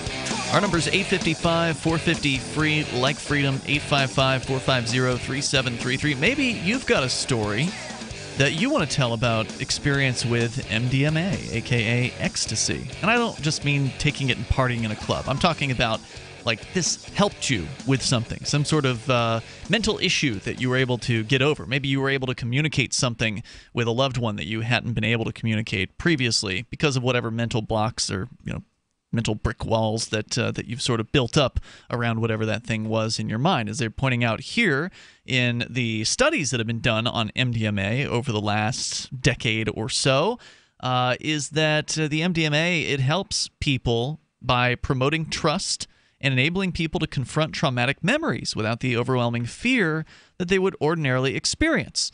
And anybody who's ever taken MDMA, or taken real MDMA, there's a bunch of fake crap out there, and unless you've got it tested, you don't know. But anybody who's taken real MDMA knows, the effects that it has. There's a reason why it's called the love drug. It's considered an empathogen. It helps people empathize with others. It helps people open up to others. And so in a therapeutic environment with a therapist, then you have a professional who's better than the average person at getting people to talk and open up. And this drug helps encourage that honesty, that ability to talk about things that and otherwise would be very uncomfortable. Confront whatever the skeletons are. So in the other study here so there was one study of abuse victims, like mostly female, like domestic abuse and sexual abuse victims, and then the other study was soldiers and a police officer and a few firemen and stuff like who that. had experienced some horrible things and had PTSD. So that happens. These are PTSD studies, and what they were talking about was the different groups that were in the studies. One of them received a medium dose, another received a high dose, another received a low dose. And they found that the medium dose was actually the most effective. Again, there was low total numbers of people in the study, so they're moving on to a phase 3 study where they'll be able to study more people, and it'll be a bigger deal, and that's going to come up next year. But there's an interesting final story here from Reason.com's Jacob Sullum about one of the patients in this study, Nigel McCurry, a former U.S. Marine who served in Iraq, was part of the medium dose group in the veteran study, which saw the most improvement. Remember, the medium dose saw the most improvement. The large dose didn't, which just gives more veracity. The large dose actually had the second most improvement. Right. It was the small dose that had the least, and in some cases a negative effect. But nonetheless, some people have seen permanent solves to their PTSD issues from using this substance in conjunction with therapy. So anyway, Mr. McCurry, who was part of the medium dose group in the veteran study, that group saw the most improvement. He was amazed at the dramatic effects of MDMA-assisted psychotherapy. After years of insomnia and nightmares, and likely whatever other medical treatments would normally be used for PTSD, but doesn't solve the problem, he was suddenly able to sleep through the night. Suddenly able to sleep through the night. Wow. Wow. And within 2 years of the MDMA therapy, he felt like this, quote, huge healing event had taken place because he finally, quote, had this sense of separation from the experiences of Marine combat, unquote. McCurry is eager to share his, quote, story of healing, unquote, with fellow veterans. Every day in America, he says, quote, veterans are committing suicide because they can't stand living with PTSD. And I think we could save a lot of these people. It's 20 veterans a day, isn't it? It's a lot. Yeah, it's more than that, actually. There's more committing suicide than are actually dying over in the Middle East. Yeah, when it was the height of people dying in the Middle East, there were more committing suicide. The job of being a soldier was more dangerous the job of being a veteran was more dangerous than that of being a soldier. He says, quote, veterans are committing suicide because they can't stand living with PTSD, and I think we could save a lot of these people if we just got this medicine available. Now, unfortunately, the government is standing in the way. You're going to have to remove the schedule from whatever the schedule it is. The DEA has important jobs for police officers, many of whom are veterans with PTSD, and we can't have them losing their jobs. I mean, sure, we could reassign them to other duties because the government has like investigating rape and all murder. Kinds of jobs that are, in fact, wide open. They're complaining that their workforce is aging out, but we have to save these jobs that prevent former government employees, that cause former government employees to kill themselves. Yeah. I mean, it's nuts. This is the dumbest thing. Yeah, unfortunately, even if we still continue to see these amazing results, and I predict that we will over these next studies. So again, phase 3 is next, and that's like the step right before, according to this article, it's the step right before this gets approved for prescription medication.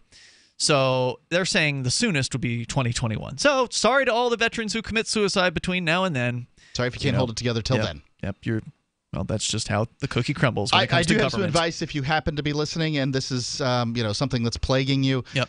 You can go to Canada, and you can get this. You can get that therapy there. Is it legal in Canada, or is it still being tested in Canada? As I understand it, people are able to do it there.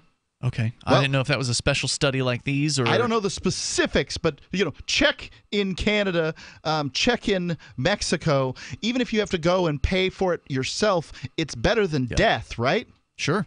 I mean, it's worth it. You could go into Hawk, use your credit cards. I mean, what difference does it make?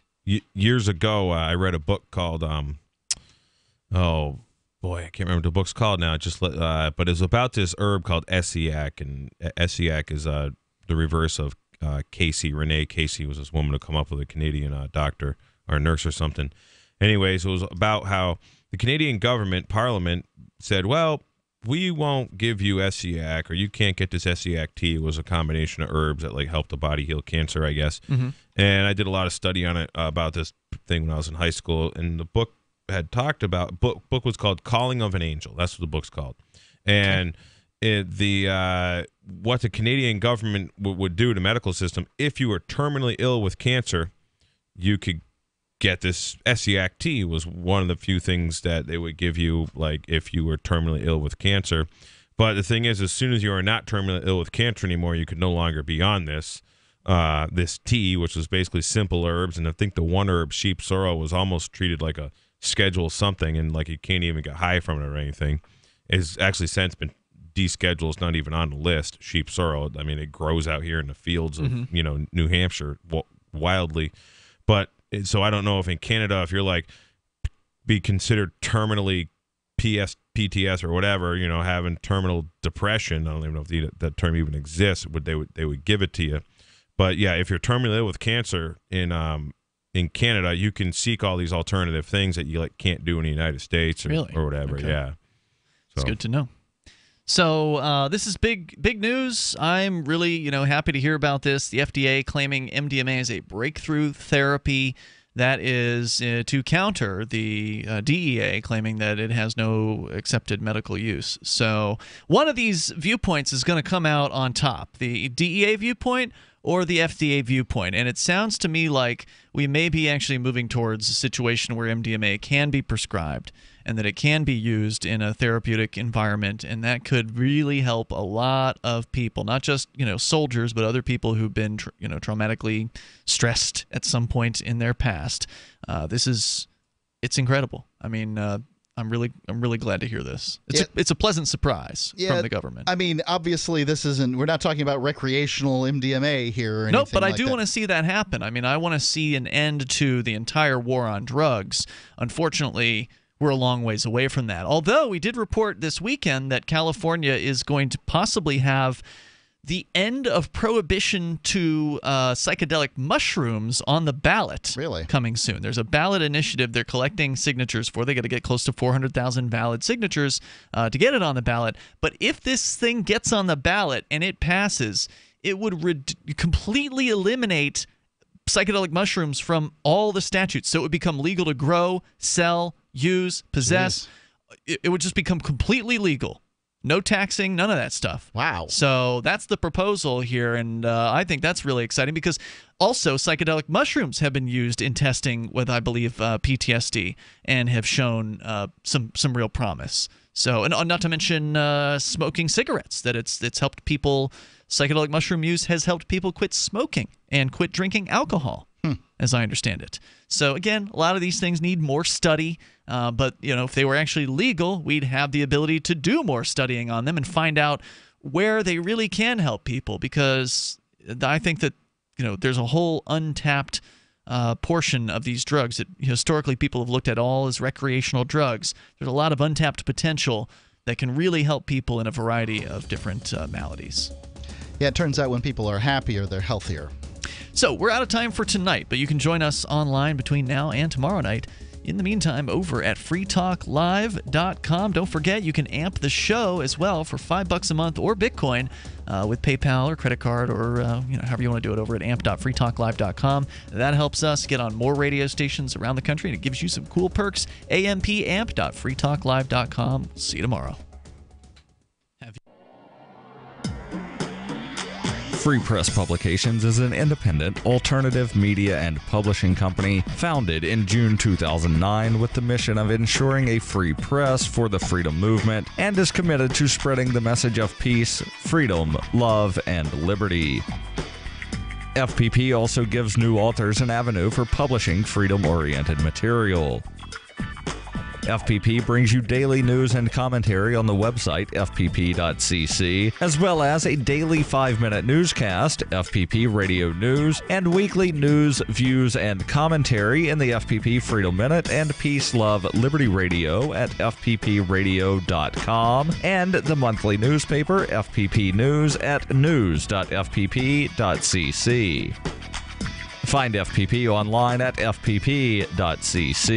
That's fpp.cc, as in Creative Commons.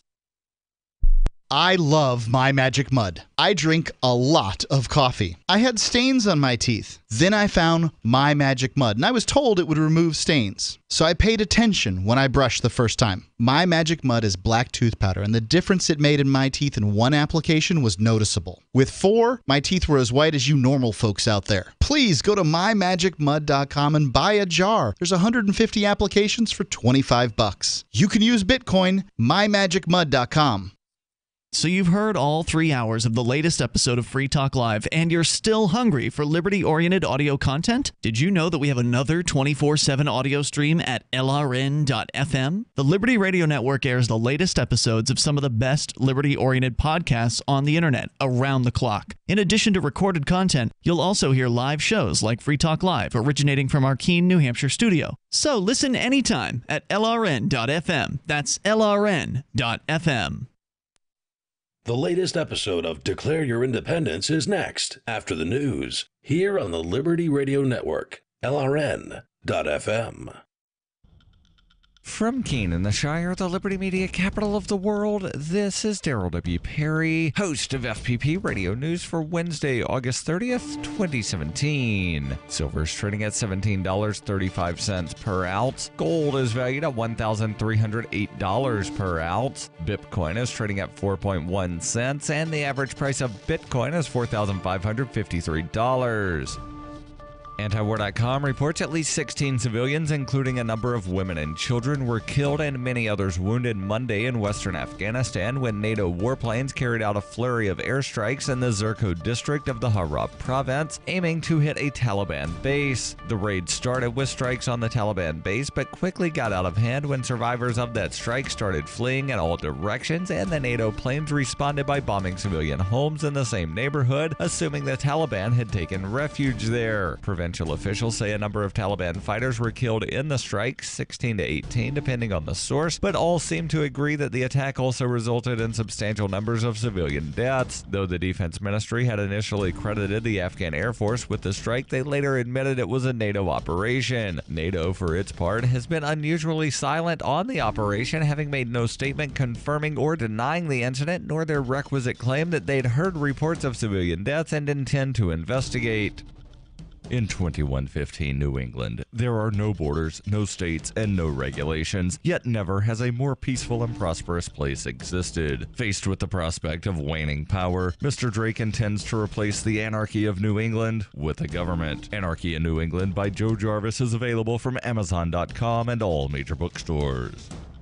UPI reports mobile ride-hailing service Uber said Tuesday it would stop one of its most controversial practices, tracking the location of riders for 5 minutes after their trip. The company told The Hill its new updates would allow users to share their location data with Uber only when they actively are using the app. Uber faced backlash from customers and privacy advocates last year when it announced its decision to collect the data even after a ride has ended. At the time, Uber said they used the data to improve pickups, drop-offs, customer service, and to enhance safety. Users could opt out of the data collection practices, but had to manually select the option through the app's settings. Uber spokeswoman Melanie Ensign told the Los Angeles Times that though the app asked all users for permission to collect the data, it only did so for Android devices, not iPhones or mobile devices using other operating software. For over 40 years, Roberts & Roberts Brokerage has been a trusted source for buying and selling precious metals. Gold, silver, platinum, and palladium. They don't feed the banks. They're Bitcoin preferred and have removed the minimum purchase amount for all orders paid in the digital currency. Call Roberts & Roberts Brokerage today for knowledgeable advice on buying and selling precious metals and a forward-thinking approach to new technologies. 800-874-9760 or visit online at rrbi.co. Reuters reports the Rubik's Cube has delighted and confounded millions of players since Hungarian architecture professor Erno Rubik created it in 1974. Now the company that makes the twisting puzzle wants to stop the maker of Duncan yo-yos from selling an alleged knockoff. Rubik's brand Ltd has sued Duncan Toys Company and the retailer Toys R Us to halt sales of a puzzle cube, which Duncan calls Quick Cube, that is said to copy the world's best-selling puzzle game. According to the complaint filed on Monday night in U.S. District Court in Manhattan, Duncan's 3x3 cube mimics the features and overall appearance of the Rubik's Cube, mainly differing in its colors and slight rounding of the corners. Rubik's brand, which is based in London, said this amounted to trademark infringement and unfair competition, and that Toys R Us was also liable for selling Duncan's cubes. The complaint said consumers who expect to receive Plaintiff's Rubik's Cube puzzle, for which Plaintiff has developed a national and international reputation, will be disappointed when using defendant's imitation, which causes irreparable harm to Rubik's brand, reputation, and goodwill. Toys R Us sells the Rubik's Cube for $15.99 and the Duncan Quick Cube for $4.99, according to its website. Duncan spokesman Mike Burke on Tuesday said the allegations are without merit and that the company intends to vigorously defend itself. The lawsuit seeks to recoup alleged illegal profits and triple damages and the destruction of unauthorized cubes. According to the complaint, Rubik's Cube became a fad in the United States soon after launching in 1980 under a license to Ideal Toy Company, but remained on the market after demand fell. Roughly 100 million Rubik's Cubes have been sold worldwide. This has been FPP Radio News, online at fppradio.com. In Baltimore, the streets have gotten safer thanks to the success of the new Permanent Daylight Initiative, which aims to prevent crime by illuminating the entire city 24 hours a day using high-powered floodlights. It's just that it's so bright all the time, even in the rain. City officials say there have been 0 violent crimes since the start of the program, except for one man who vandalized the light by throwing his body off a building into it. Now let's set our crosshairs on to Mountain View, California, where Gmail servers were down for nearly 2 hours today. In an online statement, the company said, "Tremble before Google. With the mere flip of a switch, we can bring you to your knees." After reestablishing service this afternoon, Google changed its logo and released a statement saying, if not appeased with a 20% increase in Google Chrome downloads by the next vernal equinox, they will take back their generous gift unto mankind of colored conversation labeling. All right, you can take off your helmet. You have survived the News Blitz. This is the Onion News Network. And now, live from the studios of Freedom's Phoenix, Ernest Hancock. Believe me when I say we have a difficult time ahead of us. But if we are to be prepared for it, we must first shed our fear of it. I stand here without fear because I remember that I am here not because of the path that lies before me, but because of the path that lies behind me. I remember that for 100 years we have fought these machines. And after a century of war, I remember that which matters most. We are still here! Today, let us make them remember. We are not afraid!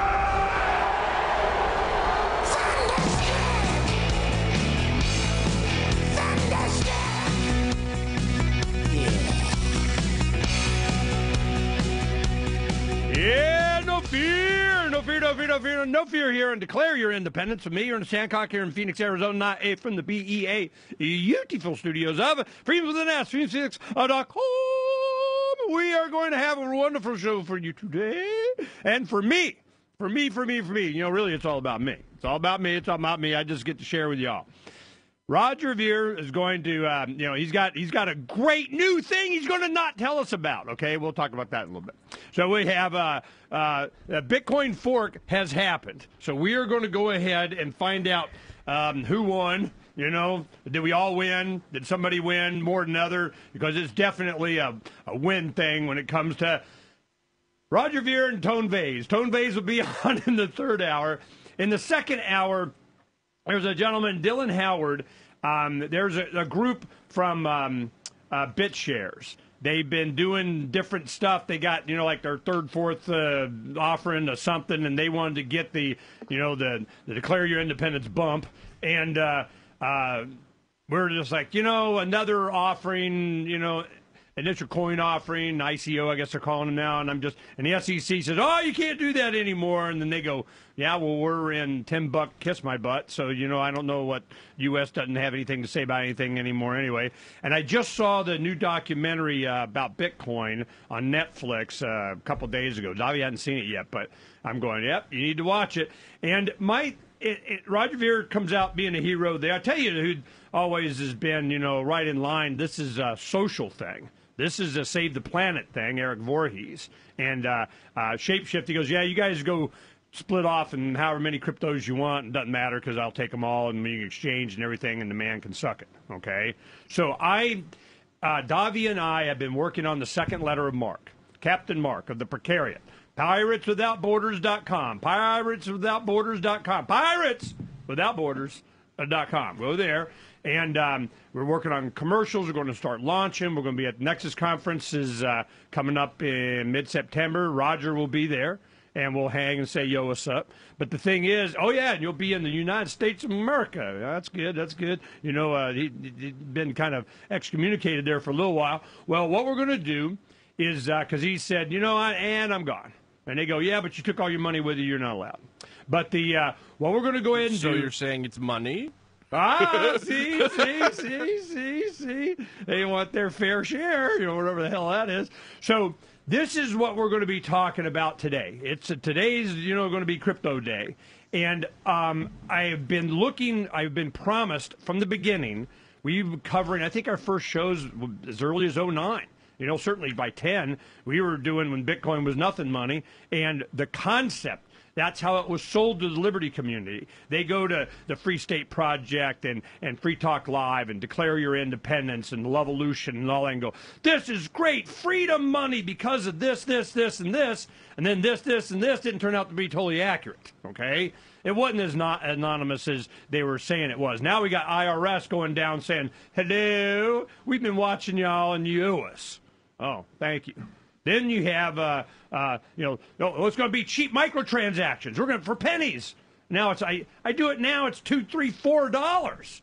I'm like, what? I know somebody that cares. It's Roger Ver. When you got Purse.io, where you can use Bitcoin money and get a discount, and I don't want to get too complicated into that, take a lot of time, but you can do Bitcoin, get stuff cheaper at Amazon, and it works awesome. In fact, I look on my Airbits wallet, and it has save 15 to 20% on Amazon. Really? How did you? It's Purse. Okay, so I'm going. All right.